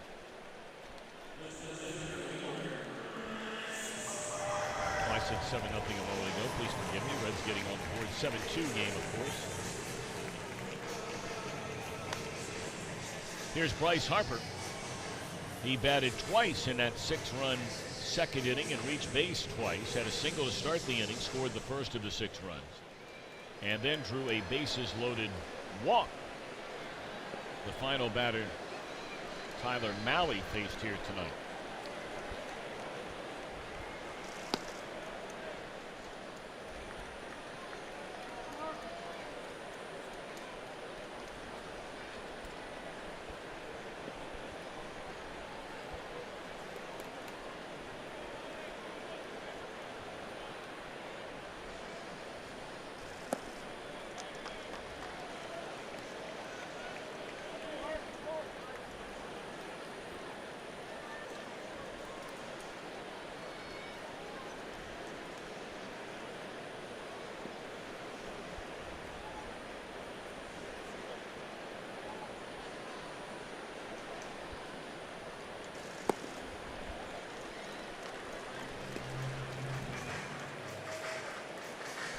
3 balls and no strikes on Harper.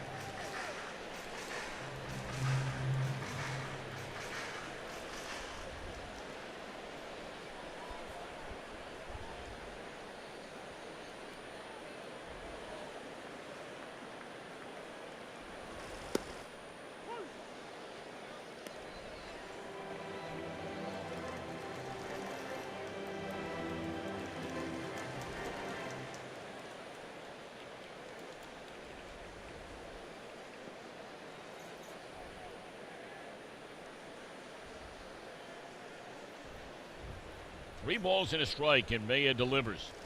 Swing and a foul tip. 3 balls and 2 strikes on Bryce Harper.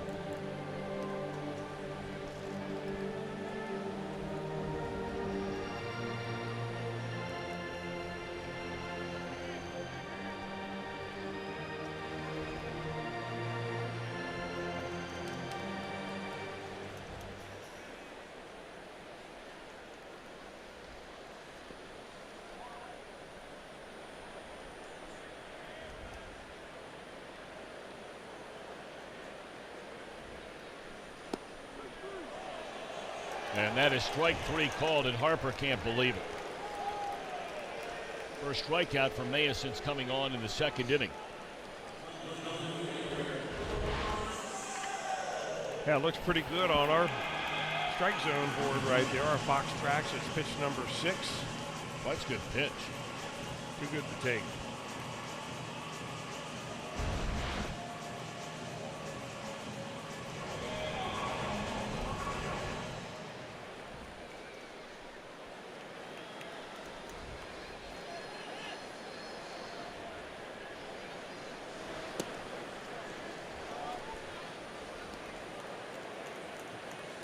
Young Mr. Juan Soto, 2 plate appearances, a pair of walks, has scored a run and drew a bases loaded walk to pick up his 37th run batted in.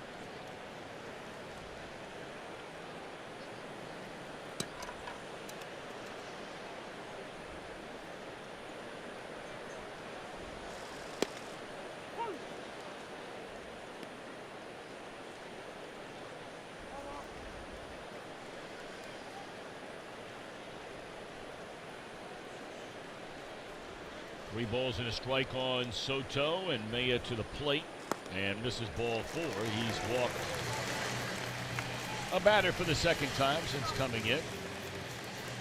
Well, let's check out what else is going on around baseball right now. Some news and notes. Cole Hamels, 5 innings, 9 punch-outs in his Chicago Cubs debut.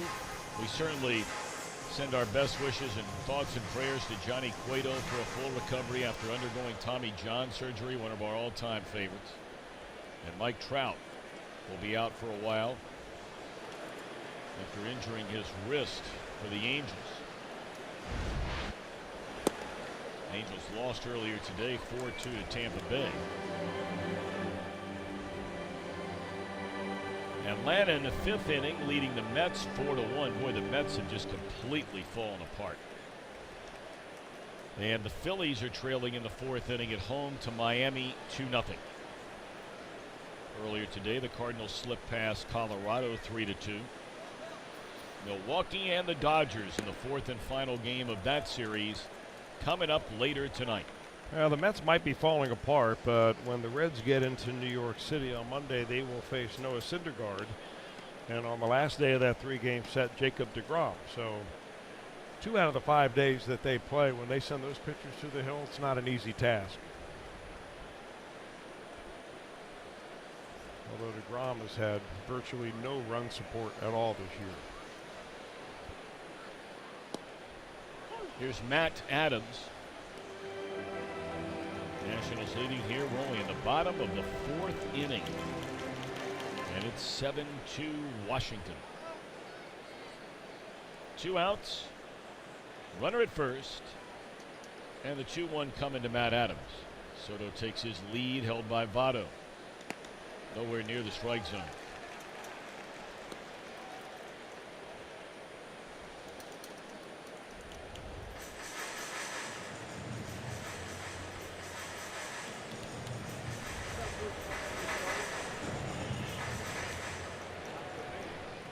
If you were with us earlier, we told you Maya has been used as a starter all year long at Double-A, and then eventually moved up, made 3 starts at Triple-A. So there's plenty in the tank to try and cover some innings here. And this should be the final out of this inning. And Suarez out to get it. And a scoreless inning for Maya.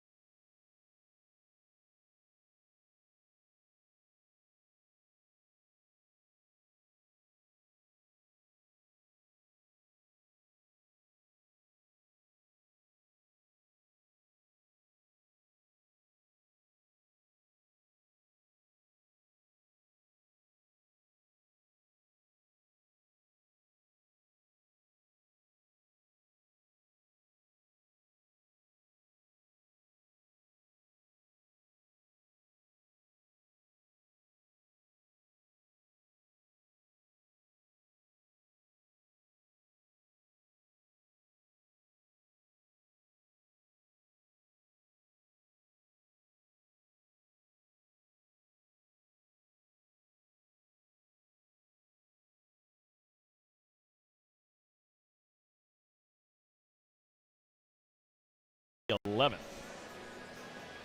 Co-ed teams of 6 are more than welcome to compete for a great cause. Register today at bgcc.com/events.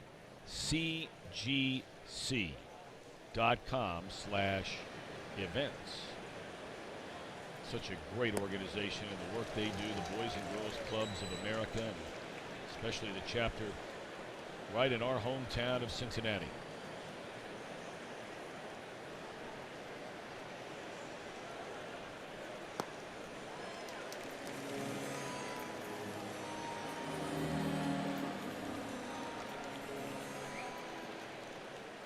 Nothing in 2 on Billy to lead off the 5th. Reds trail by 5, but still a ways to go, obviously, in this one. And that one fouled out of play.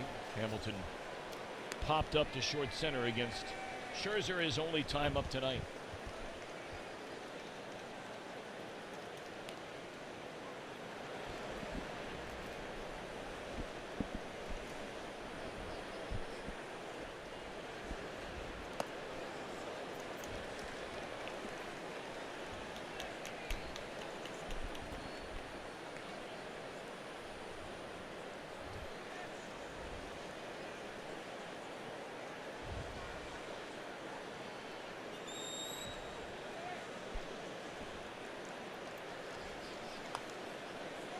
Billy drops it foul and out of play off to the third base side.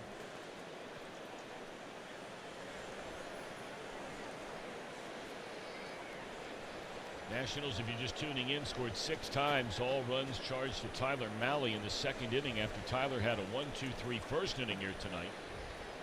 Threw nearly 40 pitches in that inning as Hamilton waves through that pitch. And that's 8 strikeouts for Scherzer.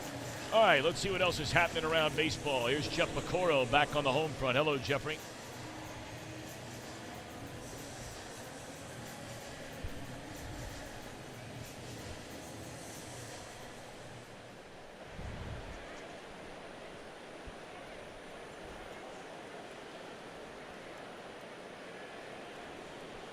Wow. Wow, how about that? Trail the game, shut out the entire game, and you get a 3-run home run to end it. Cardinals have started to pick up the pace a little bit here of late. They're now 3 games over the 500 mark. And look, you know, we've seen the Cardinals the last couple of series. They did not look very good. The Reds beat them 2 out of 3 in each of those last 2 series. But they're 7 games out of first place. So, you know, some people have said, well, the Pirates are back in it. Well, they're 7 out of first too. So if the Pirates are in it, the Cardinals are in it. Swinging a foul ball out of play. And Chris, you know, they just keep bringing up all these young pitchers and basically flipping that rotation and that roster seemingly every week. Yeah. Yeah, that's an organization that has never really been afraid to accelerate their kids to find out maybe earlier than later whether they can play up here or not.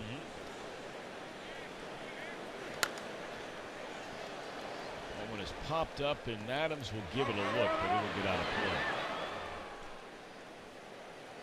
Big series between the Red Sox and the Yankees. Yankees jumped out to an early 4-0 lead, but now in the bottom of the 4th inning, Boston with a 3 spot.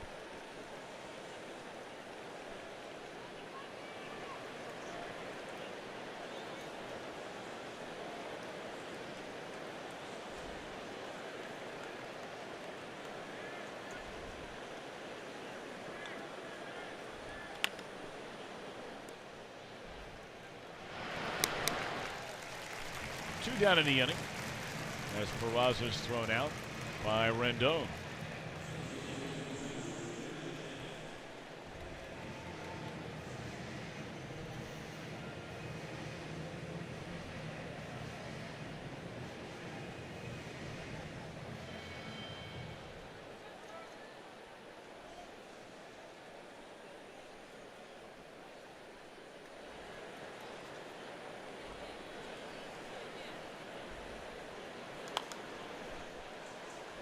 So now Scooter Gennett, 3 for 3 against Scherzer on opening day. And he's a perfect 2 for 2 tonight. Now, I think the first time up he hit a cutter, last time up he hit a breaking ball, and Scherzer on the first pitch here just came right after him with fastball. And there's another one. Gennett on opening day had a double to right, much like he did tonight. He had a single to center and then a single to center. He ended up getting a 4th hit in that game. His final hit coming against reliever Ryan Madsen.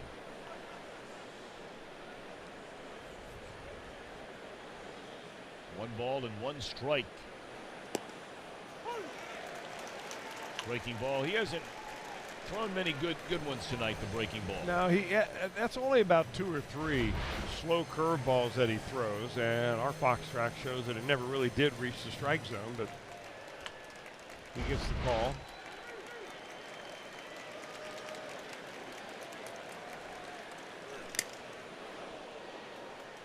That's another shot to the head for Wieters. That's 2 of them here over the last couple of innings, but apparently he's all right. Oh, those old-fashioned varieties right there. Some of the guys have gone to the hockey style because they feel it has a little better protection.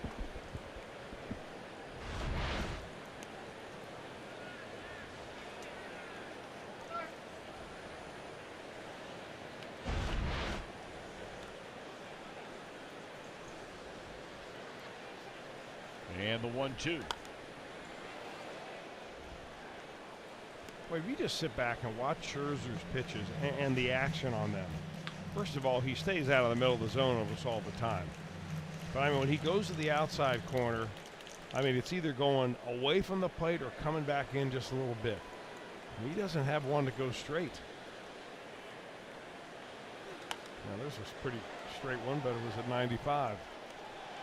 This is one of those nights where Scherzer is clearly pitching without his best stuff. I mean, you know, the pitch count's almost at 100. Here we are in the 5th inning. Now, he struck out a lot of batters. I understand that.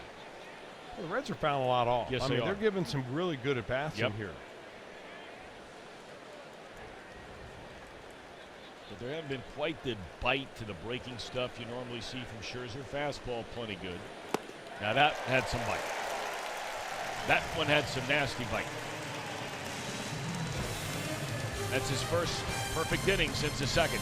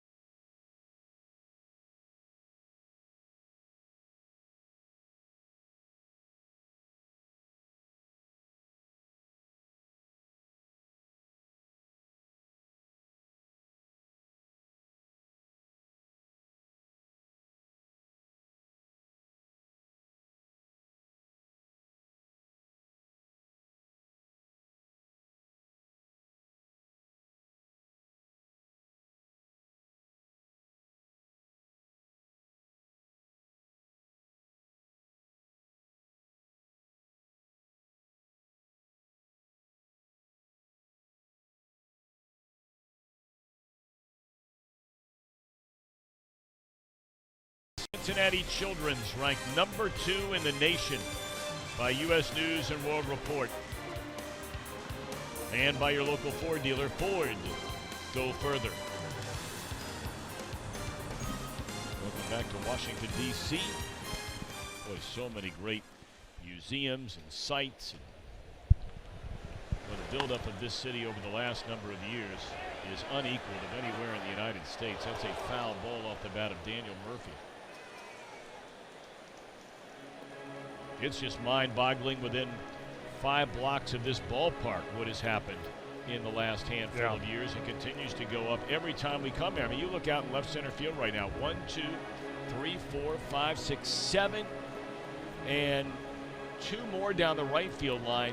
Huge cranes building these big condo office buildings, whatever it may be, and just south of the Capitol.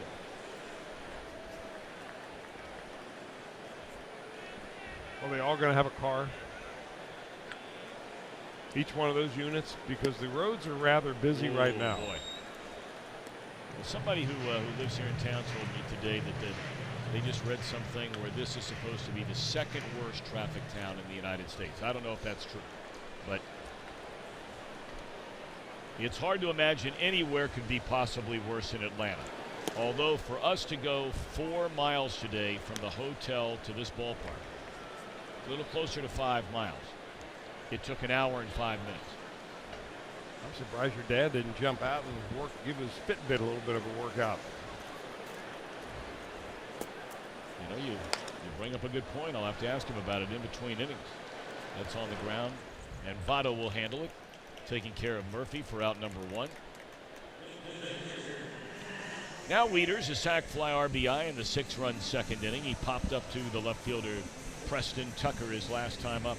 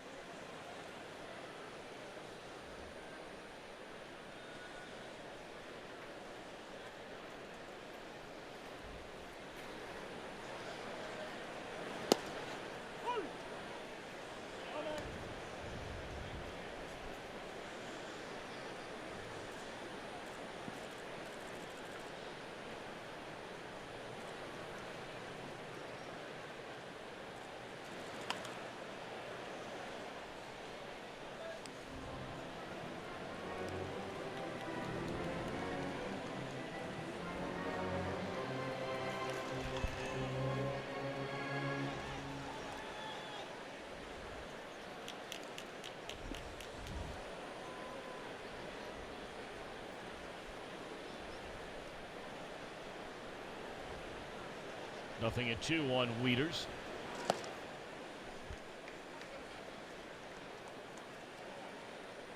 "55 pitches since coming into the game to get the final out in the second, so he's made it through the third, gave up a run there, a scoreless fourth, and has a ladder third in the batting order here in the bottom of the fifth." Back up through the middle, and under a sliding Scooter Gennett. I'm not even sure the way Scooter's throwing the ball right now that if he fields that ball cleanly, I'm not even sure he throws out the runner.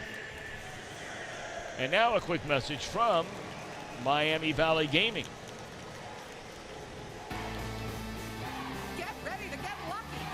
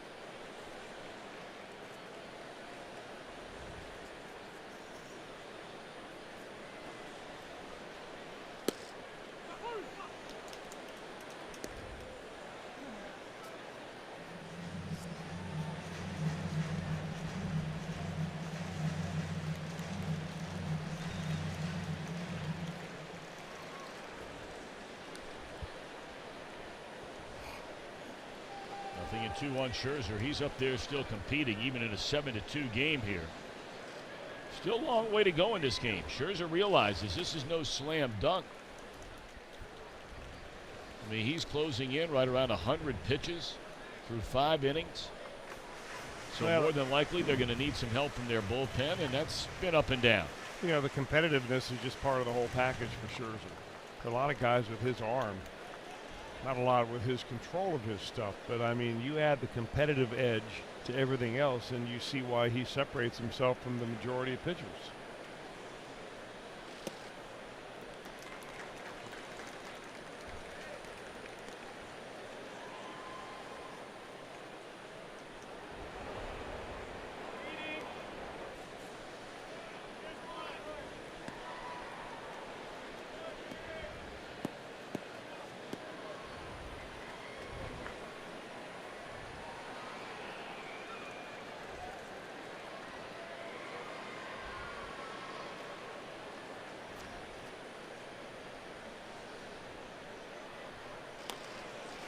Boy, what does that tell you about Scherzer?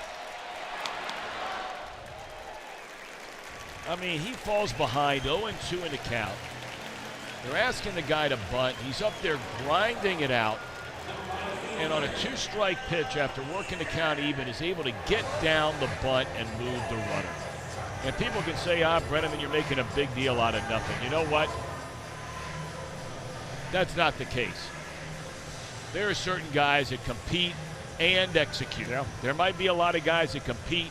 There aren't a lot of guys that compete and execute.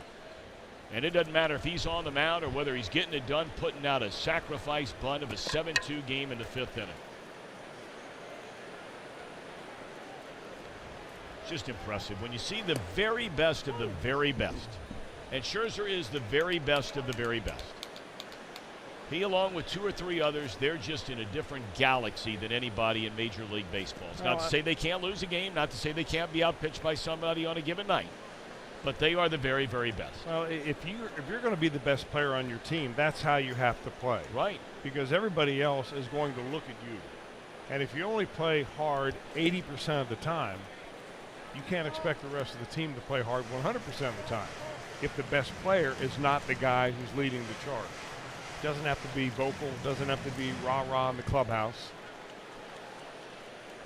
But you got to be grinding it out. And as far as pitchers go, Scherzer, you know, and you can name the top pitchers. They're all like that. Yep. Kershaw's like that. Yep.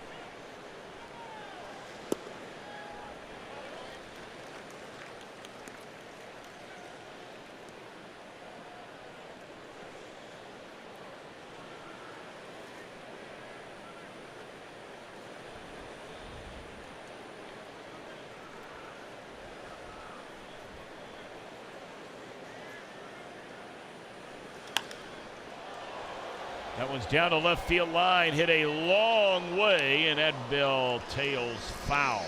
Just fades off down into the corner.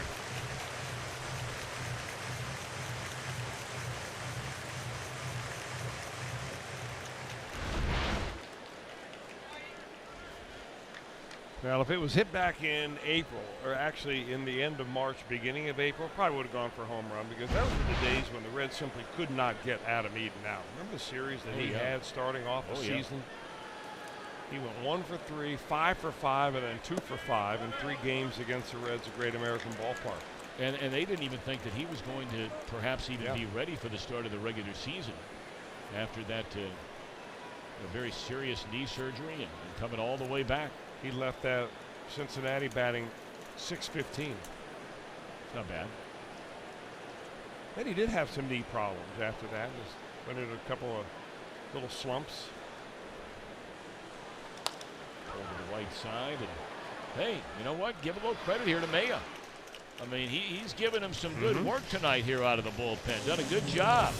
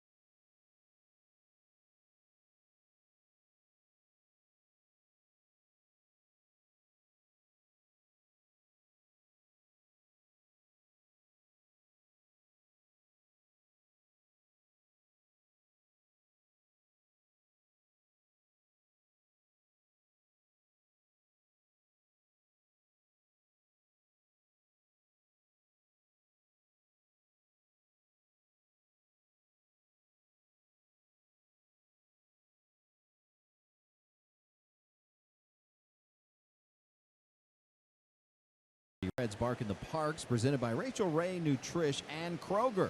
Arrive early and enjoy pet activities and samples in the Kroger Fan Zone and a pregame parade around the field. Purchase your Bark in the Park package today at reds.com/dog.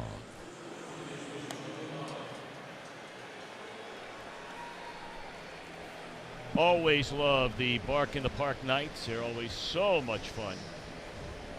And I'm sure we'll have another huge crowd for that one coming up. All right, Reds will have Joey Votto, Eugenio Suarez, and Mason Williams. Still trying to really get back into this one. They trail 7-2. Suarez clubbed a home run for the Reds back in the 4th inning.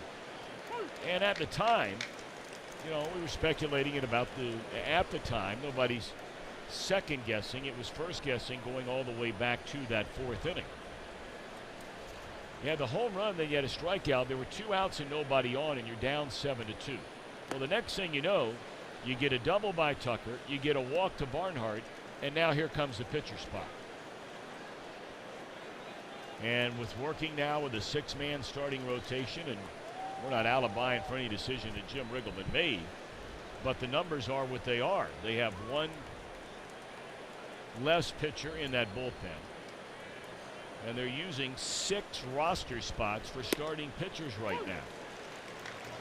And without another off day until next Thursday, of course you can make roster moves, so you know that would be a counter to that argument. But there's no other team in the league that's using 6 starters right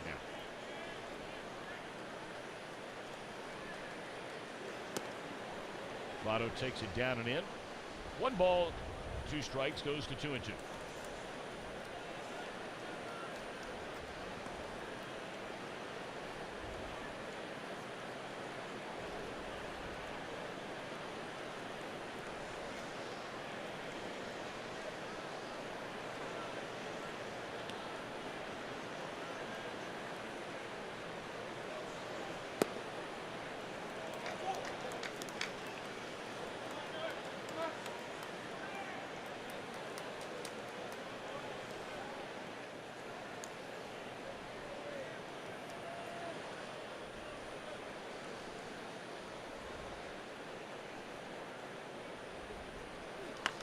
Machado battling Scherzer out there.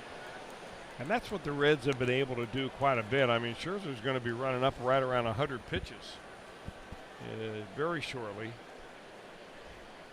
You know, just trying to get through here the first 6 innings. In fact, he's got 5+ right now, and he's sitting at 100. So, you know, some of that Scherzer maybe doesn't have his great stuff, but he does have 9 strikeouts. The other part of it is the Reds.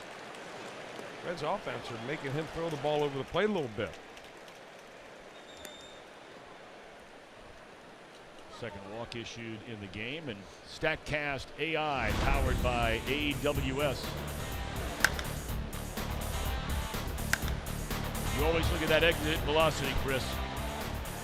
109.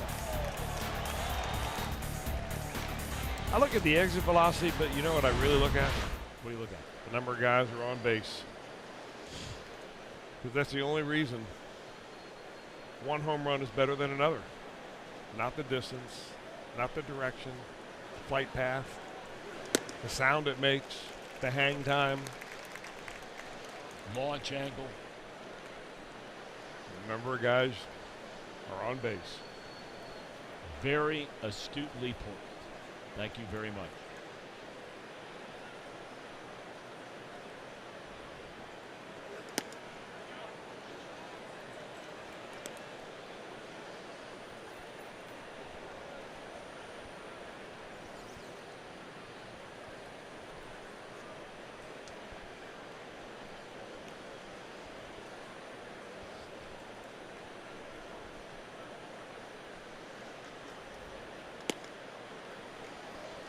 Yeah, this might be the kind of game that you're really wondering how long Dave Martinez is going to hang with Scherzer out there. I mean, they need him and need him strong down the stretch. They're 5 games back right now. There's a lot of baseball to play, so they've got plenty of time to make those up, but they're not going anywhere unless Scherzer is rested and can pitch the way they expect him to every 5th day. In the center field, hard hit ball, but that'll be allowed out for Suarez. Well, they have a couple of pitchers getting loose down in their bullpen right now. They have Matt Grace, a left-hander. And the right-hander is Justin Miller. Of course, they're without Steven Strasburg. He had a major issue with a nerve in his neck, which required a shot here recently. And, you know, it was leading to a lot of discomfort down his pitching right arm, the right side of his neck. And you know, it seems like Scherzer every single year, or rather Strasburg every single year, has ended up on the disabled list. But he's also had a lot of those times where he comes back from the disabled list and then he just tears people apart. And that's what they're hoping is going to happen, that Strasburg gets back, you get him behind Scherzer. That's pretty good 1-2 punch right there. When not bad at all. Strasburg is healthy, he's as nasty as they get. You know, it's funny though. And there's a check swing roller. They're going to get the out at first base. But you know what's interesting, Chris, and not every one of those years, to be fair, has Strasburg been healthy. But when you go back and you look at some of the great 1-2 combinations on the mound, pitchers in Major League history on one team, one very big difference between Scherzer, Strasburg, and then maybe some of those other combinations, and probably the best 1-2 punch we've seen in the last 2 decades, was Johnson and Schilling when they were pitching in Arizona. The Nationals have not only not reached a World Series, the Nationals have never won a playoff series since Scherzer came on board and joined Strasburg. I mean, it's a franchise that has won a pile of regular season games. Only the Chicago Cubs have won more since Scherzer became a Washington National. Since he's become a Washington Nationals, he's made the All-Star team 4 times, Yep. and Strasburg has made the All-Star team twice. Yep. Now, you know, you gotta pitch like they've pitched to get there. But then what happens when you get there? Yeah. You got to deliver the goods. Yeah, the old short series is a tough thing to predict.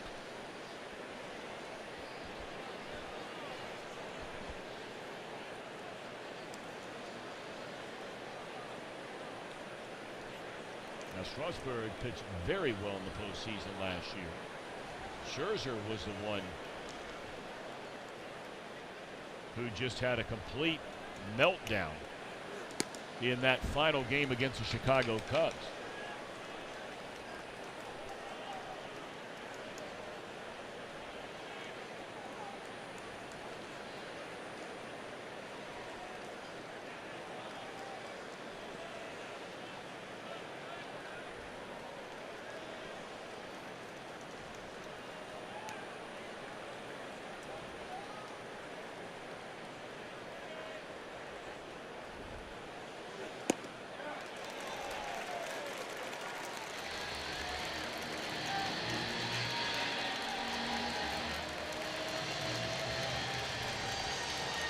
So now Scherzer zeroing in on what would be his 10th strikeout of the night.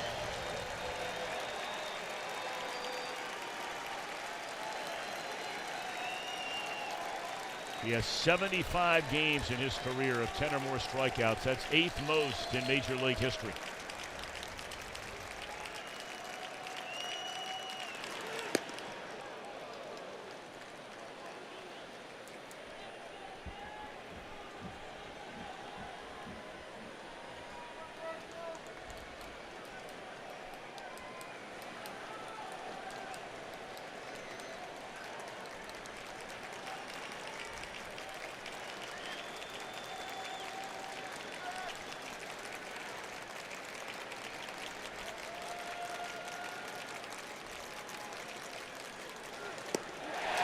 And tack on one more. His 10th strikeout of the game.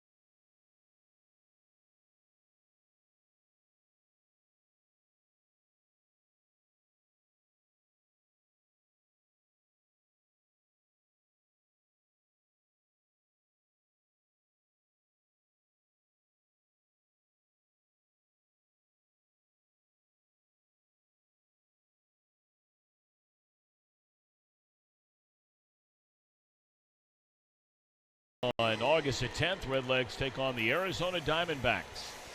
Stick around after the game for that spectacular fireworks show presented by Great American Insurance Group. For tickets, visit Reds.com. Nationals will bat here in the home half of the 6th inning with a 7-2 lead over the Reds.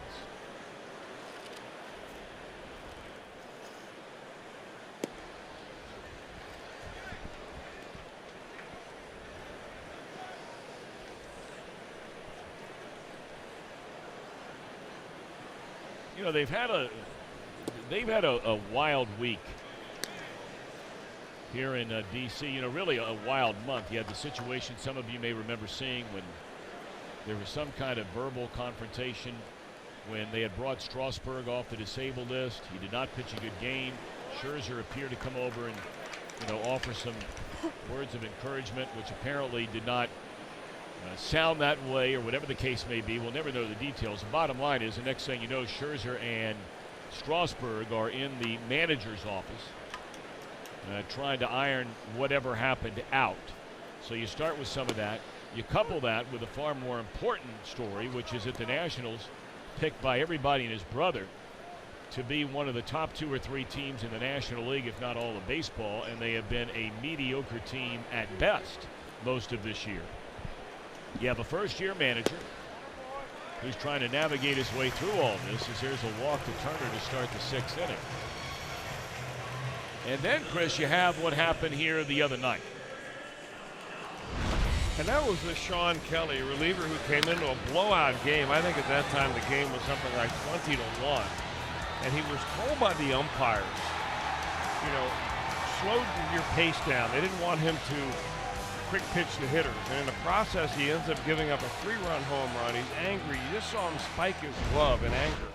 And after that, he peered into the Washington Nationals dugout. And some saw that as a sign of disrespect. That Kelly, by doing that, was disrespecting the ball club, especially disrespecting the manager, Dave Martinez. At least that was what it was perceived in the eyes of Mike Rizzo. There's Mike Rizzo, As though he was too good of a pitcher to be involved in a game with that kind of stuff. Well, that's what they thought. Now, Right. he explained later on that that wasn't him thinking at all. In fact, he was up warming up even before the phone rang because he figured he was coming into the ball game. He had a fresh arm and had nothing to do with pitching in a blowout game. He wanted somebody from that dugout. He wondered why no one was coming out there to help him, you know, negotiate with the umpires. Sure. Who were giving him, in his words, mixed messages. It sounds to me like just a big miscommunication. But as it turned out, they immediately DFA'd him after the game, designated him for assignment. And that was the second pitcher in about a week that they did that to him. Mm-hmm. They ended up trading Kinsler to the Chicago Cubs. Brandon Kinsler. Yep. And, you know, maybe it was a sign on the part of the general manager to maybe kind of kickstart something in that clubhouse, get something going here, change things around. But I'm sure that Sean Kelly is sitting somewhere just still shocked that he basically got released over that. Yeah. I mean, look. Every single one of us makes mistakes, and we do things sometimes we wish we didn't do. I mean, but it also shows you this. Middle relievers are expendable. If Bryce Harper did that, they're not DFAing him after the game. There's no point. So, Vaughn swinging is Rendon. That's 2 strikeouts for Mayer. But you and I both agree. I think we have.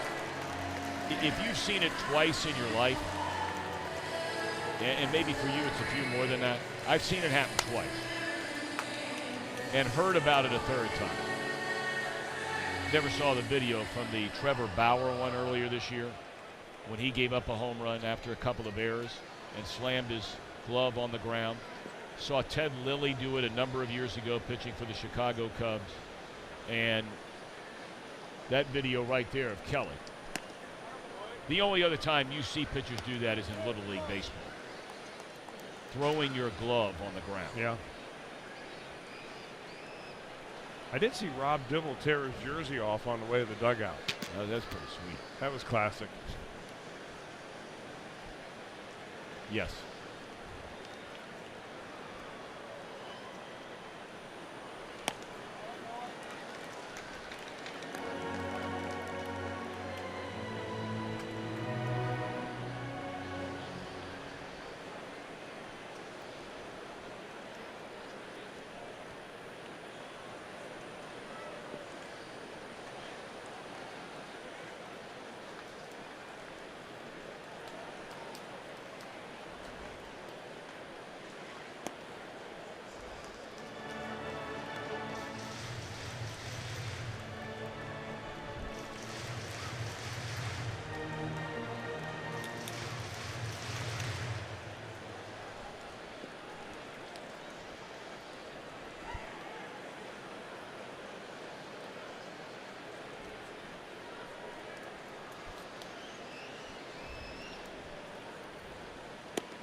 In there, a strike. 3-1 to Harper, who has a single, a run scored, drew a bases loaded walk in that 6-run second inning, and then struck out looking in the fourth on a good fastball from Maya. Maya's trying to get him through 4 1/3 innings tonight and give up just 1 run. This would be a rock solid outing if he's able to avoid any damage here in the bottom of the 6th inning.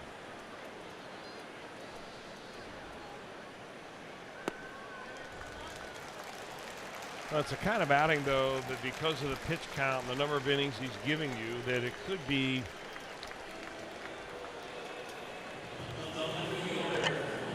an outing that would give him a ride back to Louisville. It sounds kind of funny, but what could happen is that the Reds really need relief pitchers. And you've got a reliever that you're going to have to sit for 3 days before you get him back out there again. Just roster management would cause you to probably make a roster move and bring up a fresh arm so that you didn't have to pitch around certain circumstances. Sandy Jarman makes the trip out there. Michael Lorenzen and Teddy Power.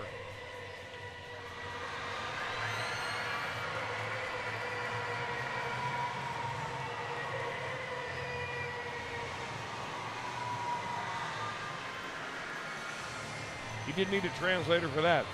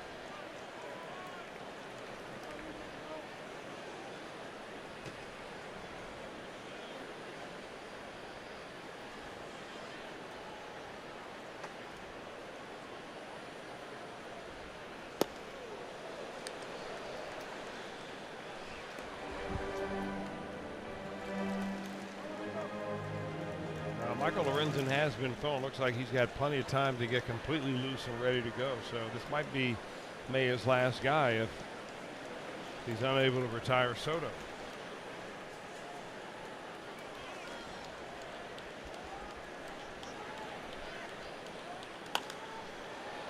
Down the third base line and out of play. 1 ball and 2 strikes, Maya against Soto. Let's learn a little something about this young man here in this inning. I mean, you've got 2 very dangerous batters, both from the left side of the plate, in Soto and Adams. Maybe you're starting to get a little worn down. You're up to 84 pitches. It's the first time you've pitched in almost a week, and it's the first major league game you've pitched in this year. So let's learn a little something about Mr. Maya here. Is he going to come after somebody and execute a pitch and get an out? And it's going to be a double play ball. So that answers the question about Mr. Maya. How about that? Nicely done. That is really well done. Really well done. Excellent outing tonight for Maya.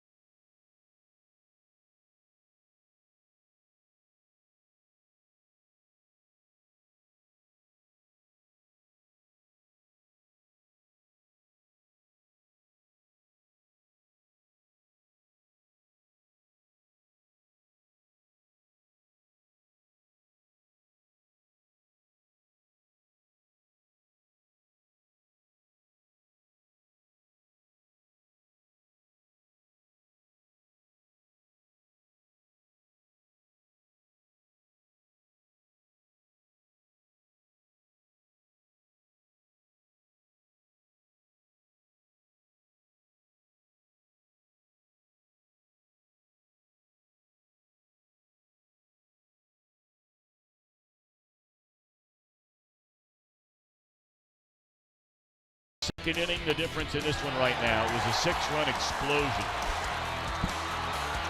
There were 2 runs in, and then Scherger gets a base hit to knock in a run, and then a bunch of 2-out hits. You get a 2-run single from Turner. You get a bases-loaded walk. 2 of them, in fact. Reds got on the board after that 6-run second inning on a 2-run home run by Eugenio Suarez. And really, certainly a bright spot here tonight is that of Keuri Maya. I like the fact that he has 4 different pitches, 2 speeds on his breaking ball. He used his changeup sparingly, but fastball had a nice little life to it. Didn't look like the Nationals are really centering him up very well, so good job by Maya. Picked up the bullpen big time there, and now the Nationals will go to their bullpen and bring in Justin Miller, right-hander, 31 years old. Last couple of seasons he's been in Colorado.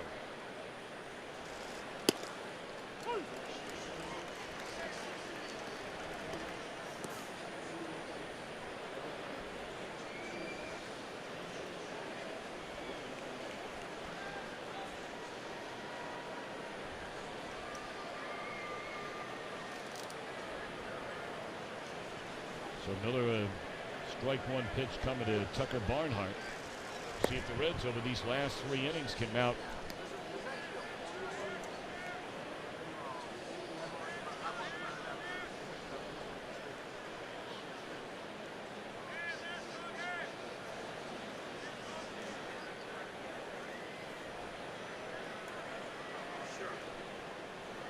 One ball, 1 strike. And a bouncing ball to the shortstop. 1 away.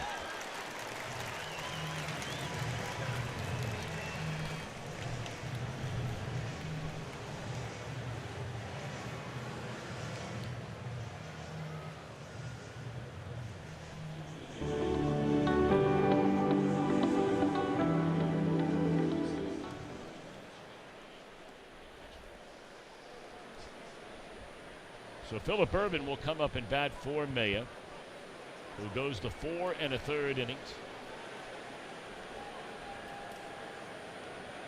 Allows only 3 hits. He did walk 4 batters. Struck out 2, but only gave up 1 run.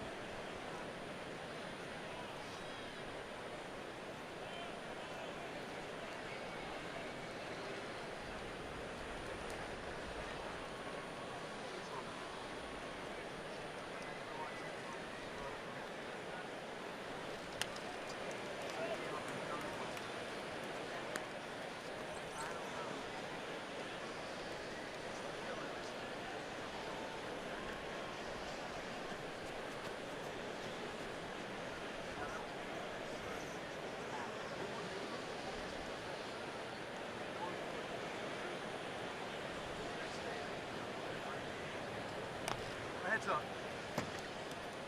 Steady now, steady.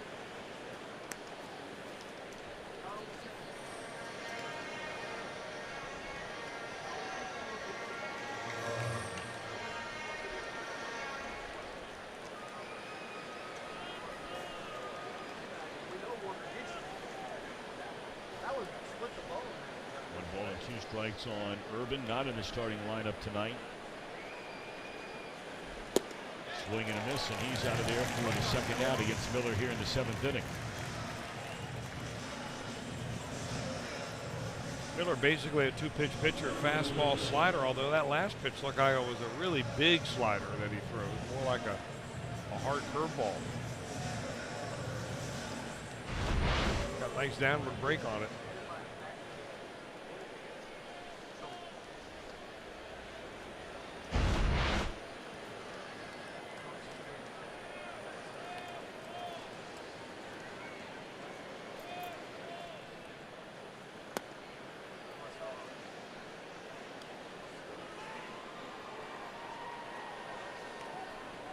Reds have action in their bullpen.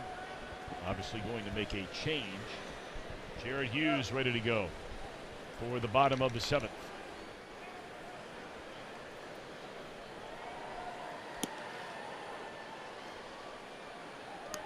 Well, this time last year, Justin Miller was basically out of a job. He had signed a minor league deal to go to camp with the Angels. And then they sent him down to Salt Lake, I think there's where their AAA team, to Salt Lake Bees, and was released by the middle of July. Comes into camp with the Washington Nationals, and finds himself going up and down several times here early in the year. And now he's pitching in a ball game in the 7th inning in which they're leading.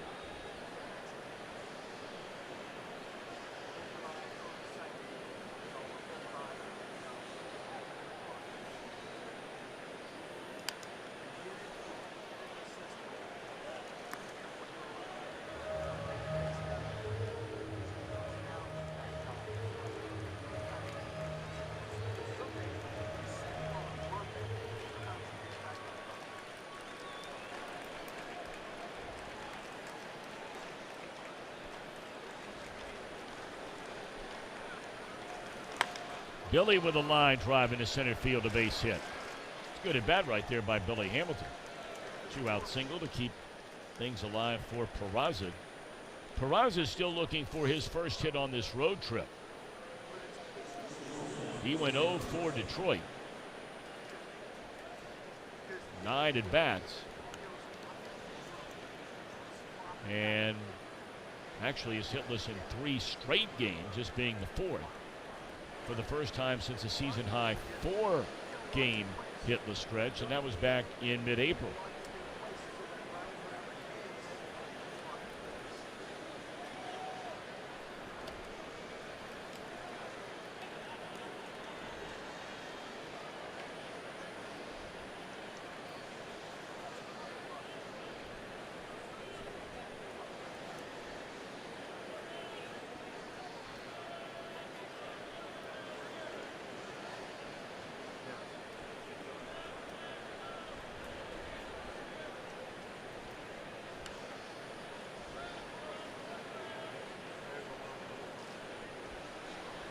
Boy, oh boy. A 5-run game with 2 outs in the 7th inning.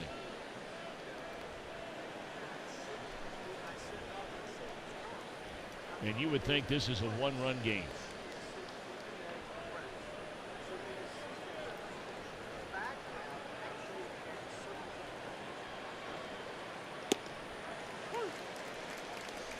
I'm not sure with that particular setup that Miller's ever going to pick anybody off first base. I mean, he's as close as you can possibly get. His left leg is really way out in front of him towards the third base bag, which closes him off completely. Probably helps him stay close with his pitching. But that foot right here really heading towards the third base dugout.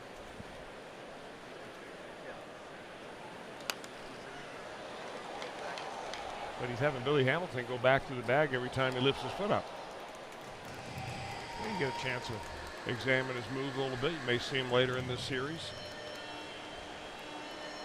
when the game's a little closer and you need a stolen base.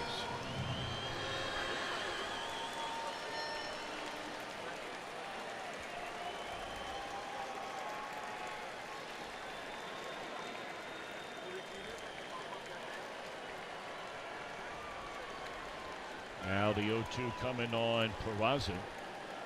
No, another throw over.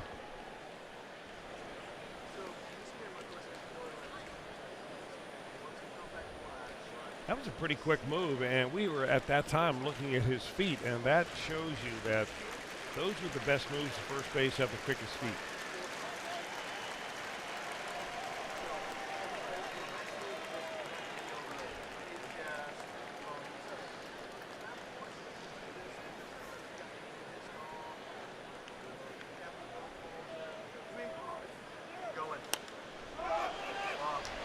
That's in the air behind the plate. Not a lot of room back there, but enough this time.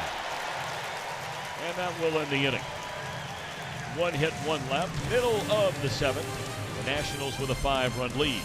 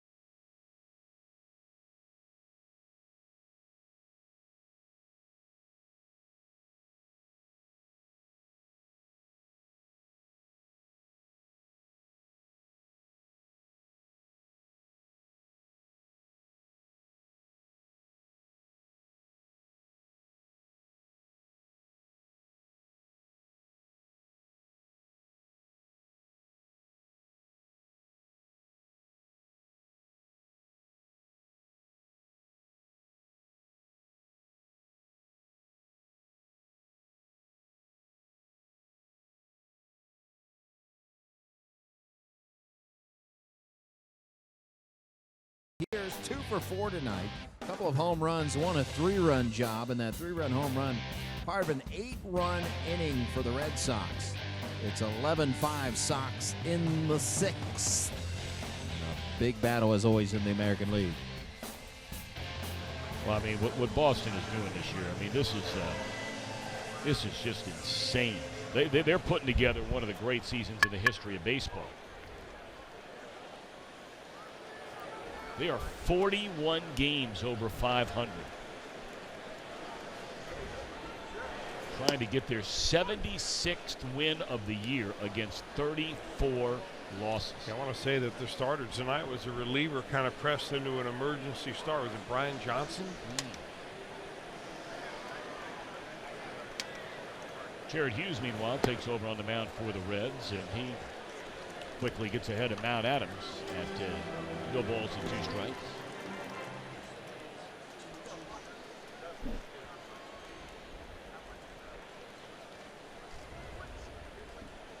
Looks like the Nationals are going to use Miller for a 2nd inning, and that was quick work. Boy, is that a nasty pitch. Good morning, good afternoon, and good night. Hughes against Adams.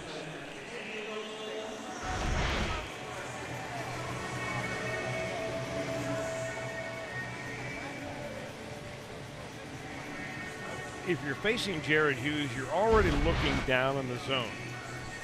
So what Hughes can give you is something down in the zone where you're looking, but just a little bit lower than what's comfortable for you.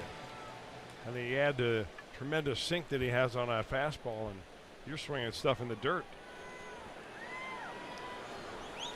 Here's Murphy, 1 for 2, is walked, scored, singled, scored, and bounced out to Votto.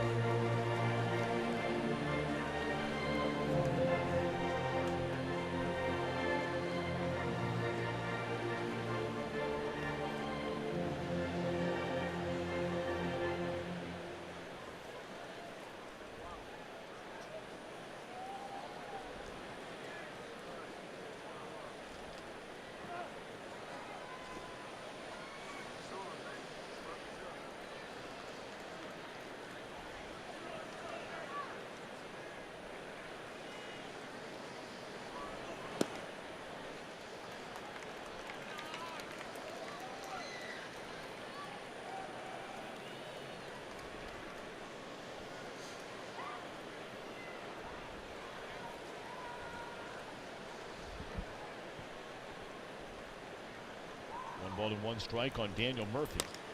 And a little ground ball to the left side. The lone defender over there is Eugenio Suarez, who throws out the left-handed batting Murphy.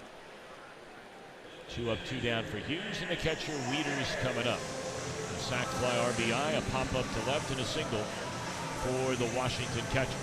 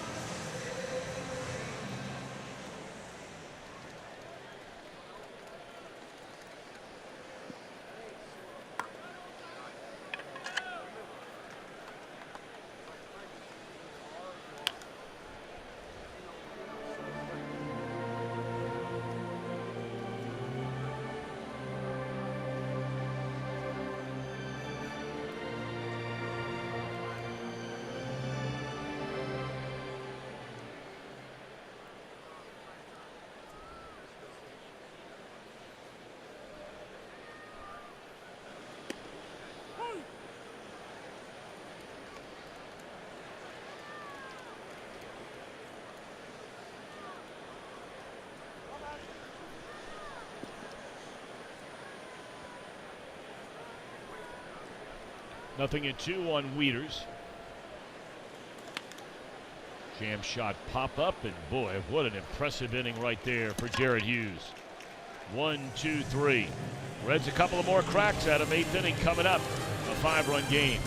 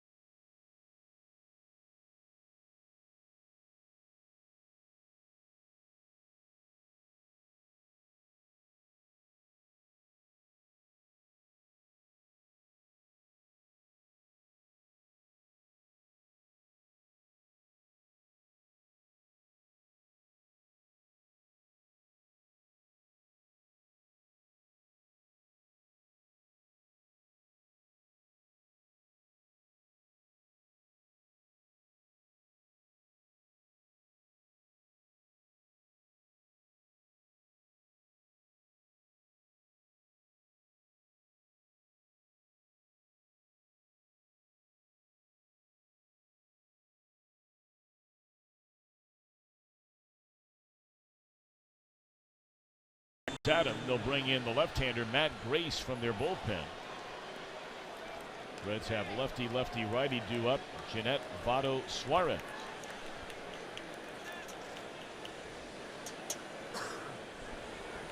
Grace having a pretty good year. Yeah, he had a good year last year. Earned run average nowhere near what it is this year, though. He has tightened it up. He's now in 33 games. He was in 70 games, 50 innings last season. Had parts of 2 seasons up here in 2015 and 16. All his big league time right here with the Nationals. So Depot takes over at second base, and naturally the ball will be tapped to him as soon as he comes into the game. 1 away.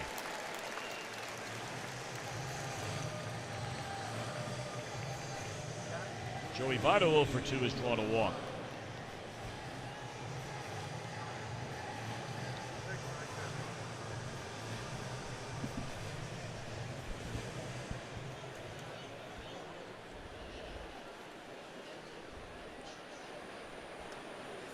Justin Miller, a scoreless inning, allowed a hit and struck out a batter.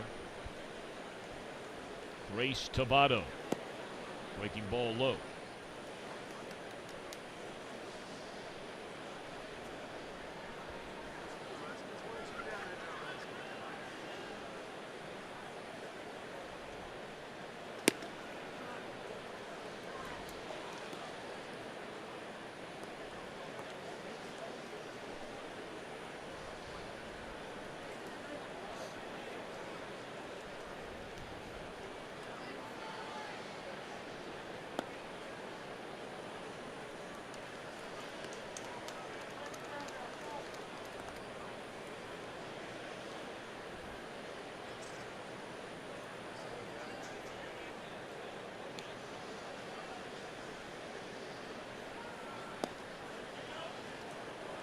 And Votto will draw the walk. Second straight plate appearance. Joey has picked up a walk against Nationals pitching.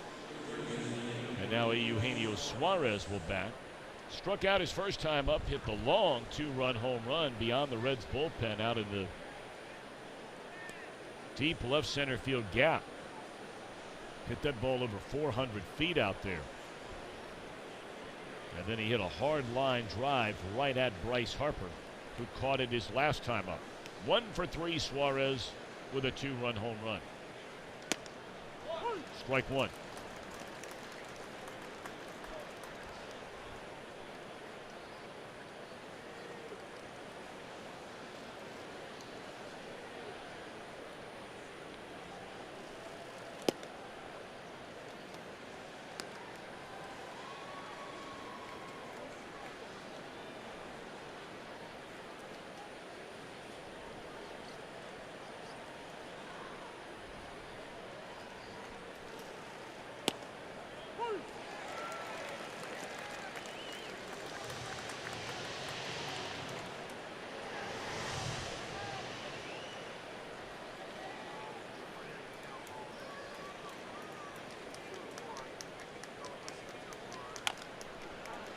Out off by Suarez, and the count is 1 ball and 2 strikes.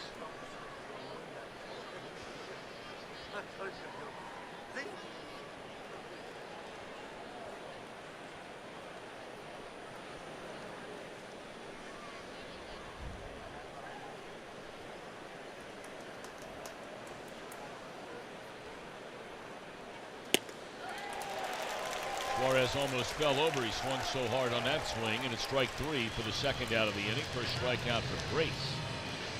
Well, as part of the Ohio Lottery post-game concert series, chart-topping country singer Jake Owen will be performing on the field a week from this Saturday, and that'll be after the Reds game. So if you have a ticket to the game, stick around for one of country music's hottest acts, and you can buy tickets right now, Reds.com.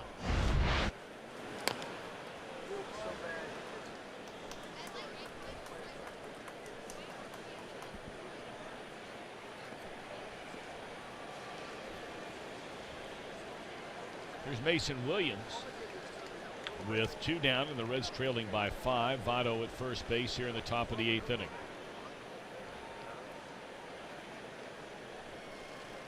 Crowd of nearly 29,000 here tonight. And a lot of drama taken out of this one with a 6-run Nationals second inning and fly ball run down by Harper.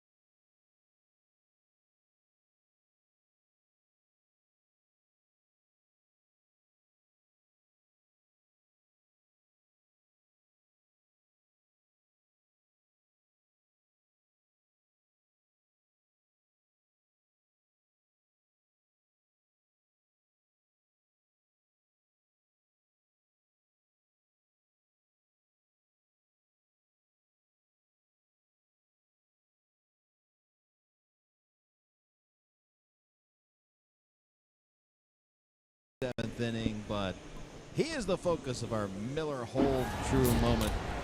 The big fella. 24 feet per second when that bullpen door opens and he sprints to the mound. Now that is actually below the league average as far as position players go. But I'm going to go out on a limb and say for relievers coming into the game, number one. Big fella picking it up and putting them down. That's the best sprint since Todd Coffey used to come roaring in out of that Reds bullpen.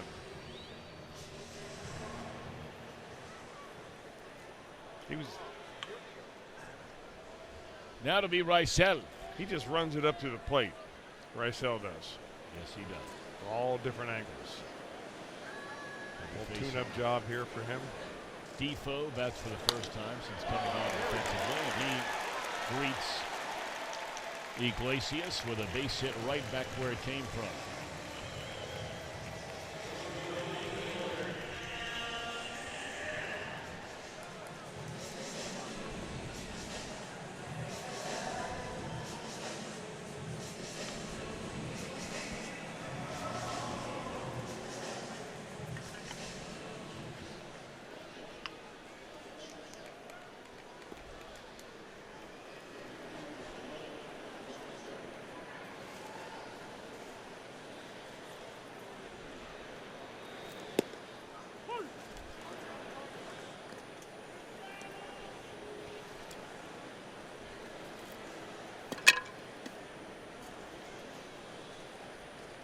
Nothing in one on Adam Eaton.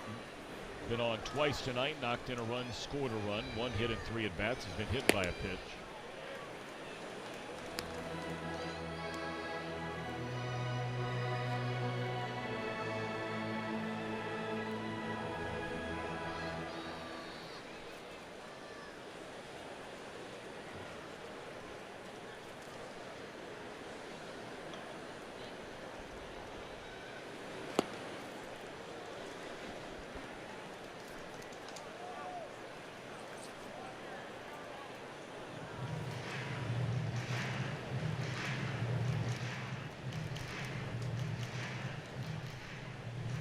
Iglesias is starting to build a reputation as being among the slower workers in the league. He really takes a lot of time out there on the mound. Wasn't always like that with him.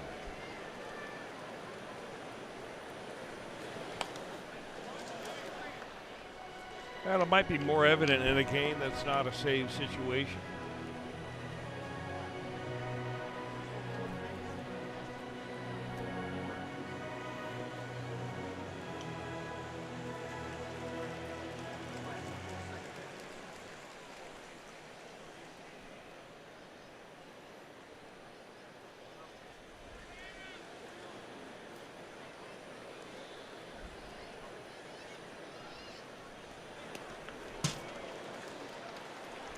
Runner will Just advance took on off to on him second. right there. Yeah. That's probably going to go as a pass ball. But I don't know whether it was a cross up or the ball just had a second life on it. Looked like a pass ball, but just went right by Barnhart.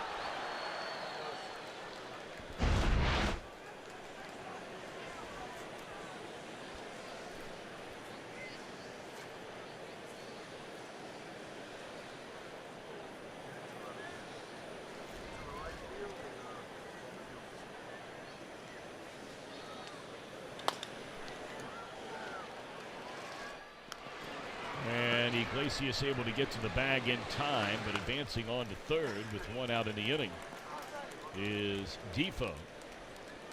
So here comes Trey Turner trying to add to a 7-2 lead. Very end of this play was kind of weird because Iglesias comes across the bag and there is the runner Adam Eaton and really trying to avoid contact right there. Eaton kind of puts his hand on him as he goes by and make sure Iglesias didn't back into him. That's where you're taught as a pitcher to hit the inside part of the bag and then bounce towards the infield. So you're completely out of the way of the runner.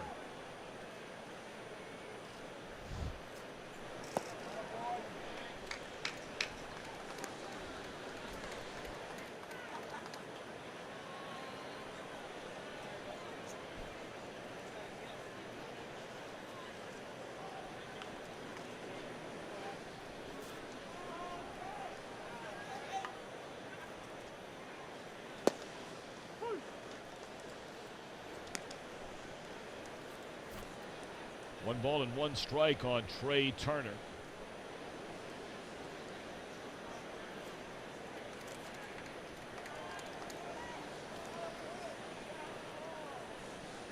Reds bring their infield in, trailing by 5 here in the bottom of the 8th inning. And this is hammered into left center field, and that's a 2-run big fly.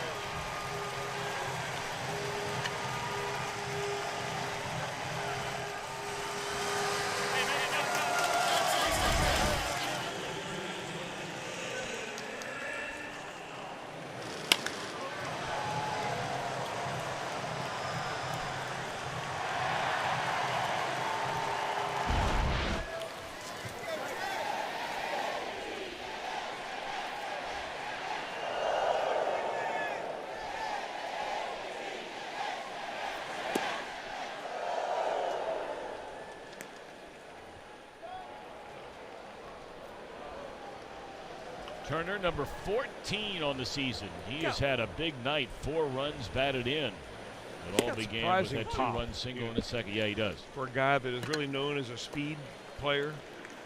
But he takes a big swing. If he really notices at bats, he's got a big high leg kick, and he takes a big hack. He's a talented dude. Yeah. I think one of the things, though, the Nationals over the years have really prefer him to kind of tune it down a little bit. Especially when he gets deeper into a count, gets a couple of strikes on him. I mean, it feels so good when you hit a ball that hard. You want it again and again.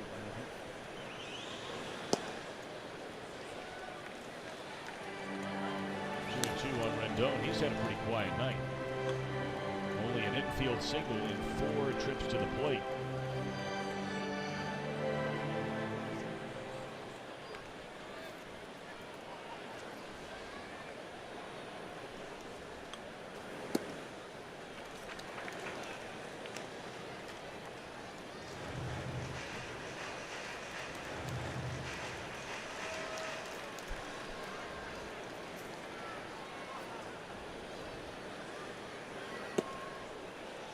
A 97-mile-per-hour fastball dotting the outside corner. And Rendon comes up empty. 2 away in the inning. If you're looking ahead of the Reds' ninth, no question you are. It'll be Tucker, then Barnhart. That's right. Preston Tucker, then Tucker Barnhart. And then a pinch hitter for Iglesias. Looks like Brace will come out of the game. He works an inning. Walks a batter, strikes out a batter, no runs. And Cordero getting loose in their bullpen. Looks like we'll see him in the ninth. Boston is up that lead over the Yankees to 14-6, and this is just blasting. Wow. That's one of the longest home runs you'll see in this ballpark.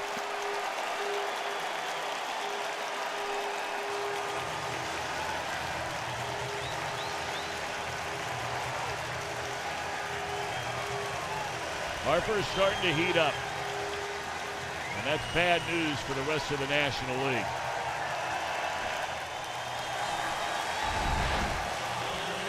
Well, a couple of hits tonight, the single to left field and this moonshot.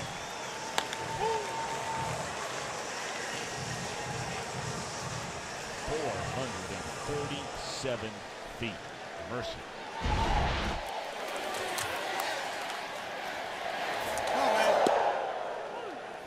These fans are going to be worn out.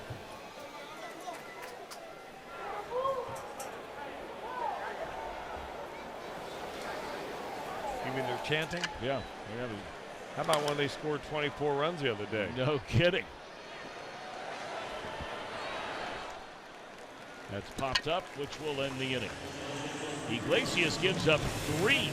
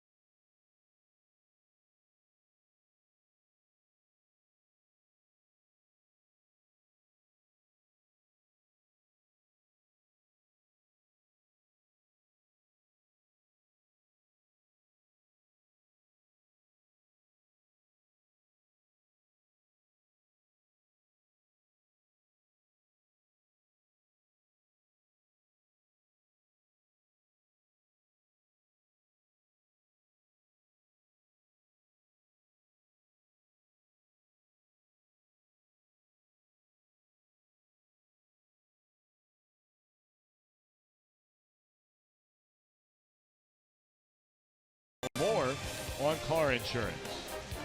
And by Toyota. For over 30 offers, visit buyatoyota.com. Toyota, let's go places. 30 minutes before the start of every game here on Fox Sports Ohio. We call it Reds Live, presented by Ray St. Clair Roofing. And we'll do it again tomorrow, 6:30, leading up to our game coverage, which begins at 7 for the second game of this series. And there you see the pitching matchup, DeSclafani v. Gonzalez.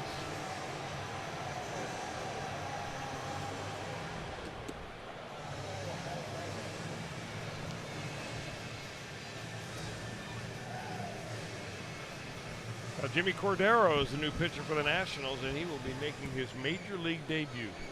Those are his numbers down in AAA this year. 38 games, very good. Earned run average of 1.6. Originally signed as a 20-year-old by the Toronto Blue Jays. Spent a long time in their organization. Moved over to the Phillies.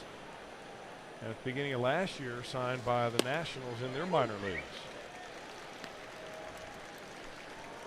So his first pitch in the big leagues is in there, a strike. Obviously, he's had to deal with a lot of injuries, pitching through the years. You look, the last year he finally was able to pitch in 41 games, but you go through the year before that, he only pitched in, 20? Pretty durable the season before that. So he's getting his chance now after some of the issues they've had with guys down in that bullpen, whether it was performance or attitude or whatever the case may be. And he gets an out. The first batter he faces, Preston Tucker. Now he'll face Tucker Barnhart. And he'll throw that ball out.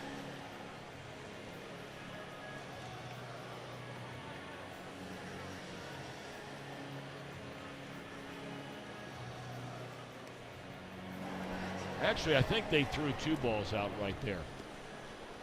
I think that was very, very strange because he did not get another ball. I'm wondering where that second ball came from, as one of his teammates maybe held on to the ball after that first strike. Hot smash to second. Defoe. Pretty slick pickup.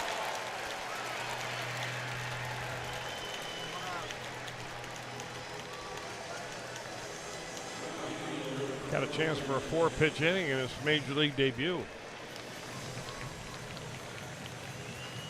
He'll look up at Mike Rizzo and say, what took you so long?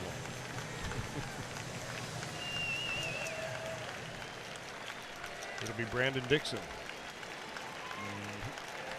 Dixon will pinch it.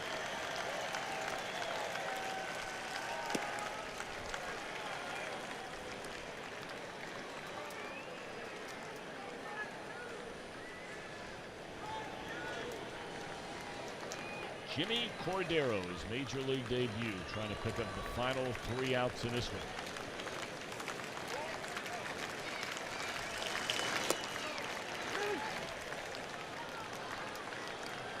Of course, the headline story is, you know, the performance tonight of Tyler Mahle. 3 in a row where young man has really, really struggled. But also this Reds offense. You know, they scored 1 run on 5 hits that first night in Detroit. And look, you give the other guy credit. Boyd, there's a base hit into left field by Dixon, so he comes off the bench with a base hit. But then yesterday, were it not for the 6 guys in a row getting hits, right? They got all 4 runs in 1 inning. And they've really had a hard time putting together anything offensively. And of course, when you're missing 2 of your best offensive players, one of whom you got to start to wonder, is Schebler getting any better? He's swinging the bat, but apparently he feels like he's not throwing the ball, or there's still discomfort when he throws the ball. So don't know anything about where that stands. He is now a week plus into his assignment to Louisville. He played last night in left field for the first time, but he has been injured since the 14th of July.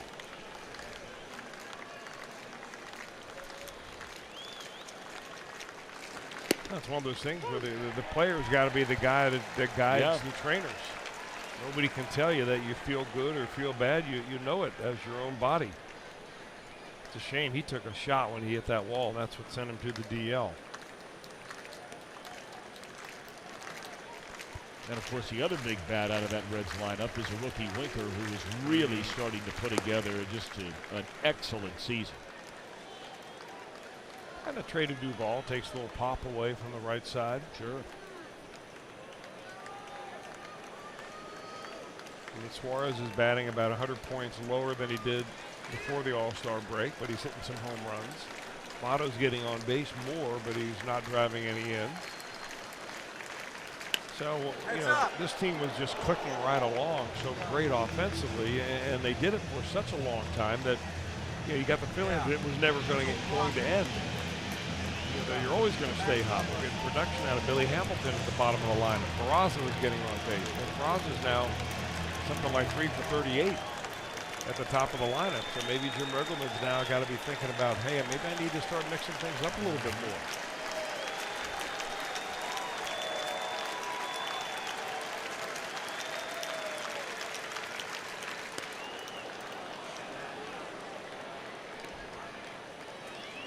I thought I saw one of the fastballs that Jimmy Cordero threw here in this inning at 99 miles an hour.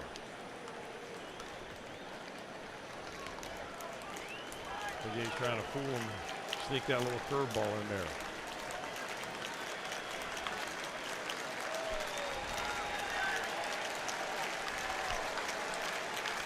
Three-two pitch coming to Billy Hamilton.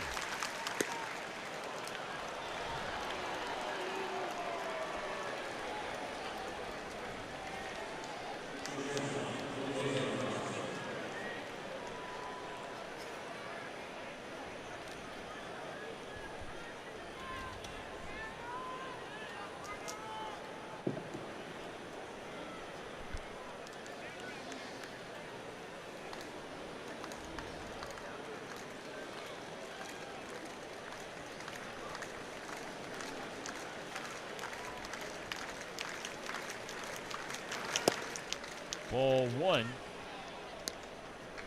to Peraza. Mentioned 3 for his last 37.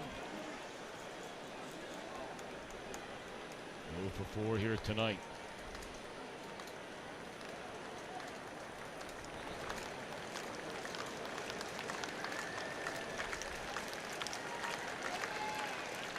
Oh, another thing to also consider.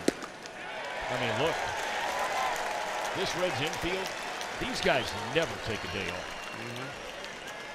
I mean, I can't remember, but maybe 1 or 2 times in the last 2 months, month and a half, where Peraza was off. Jeanette had 2 breaks during interleague play, once in Cleveland, but that was before the All-Star break, and then once in Detroit the other day. But other than that, he's been out there every day. Suarez every day, and Votto's missed 1 game all year. And those 3 guys you mentioned also played in the All-Star game, so they, you know, came out here to Washington. They had all the hoopla going around. Votto was worn out after that All-Star break, got the first day off upon his return. But on the other side of that is that there are more off days this year in the Major League schedule than ever before.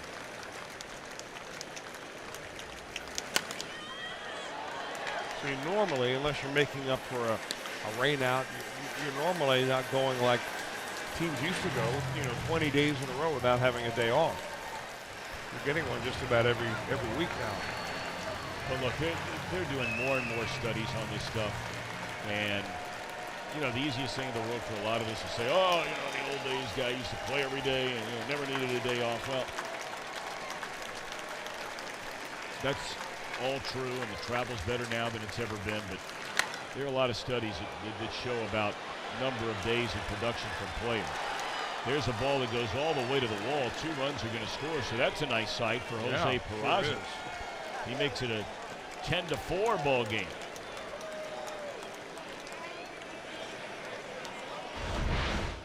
Well, he needed this from a personal standpoint just to kind of lift the dauber up a little bit.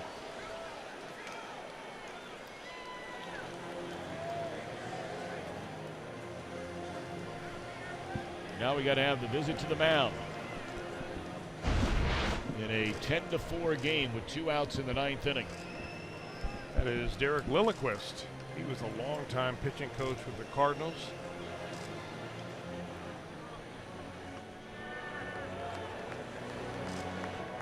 Of course, Mike Maddox, who was a pitching coach here, ends up with the Cardinals. It wasn't a real trade, but it worked out that way.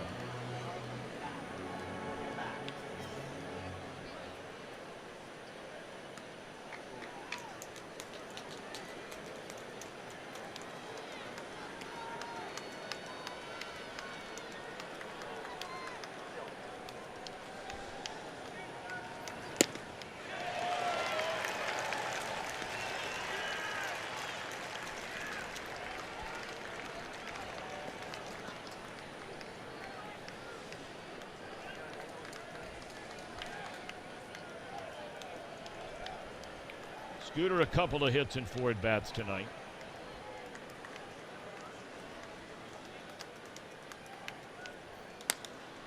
And this should tie a ribbon around this one.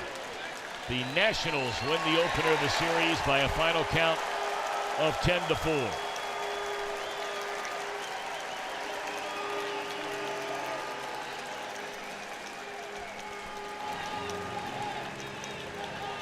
Scherzer the winner, his 15th victory. Malley slips to 7-9.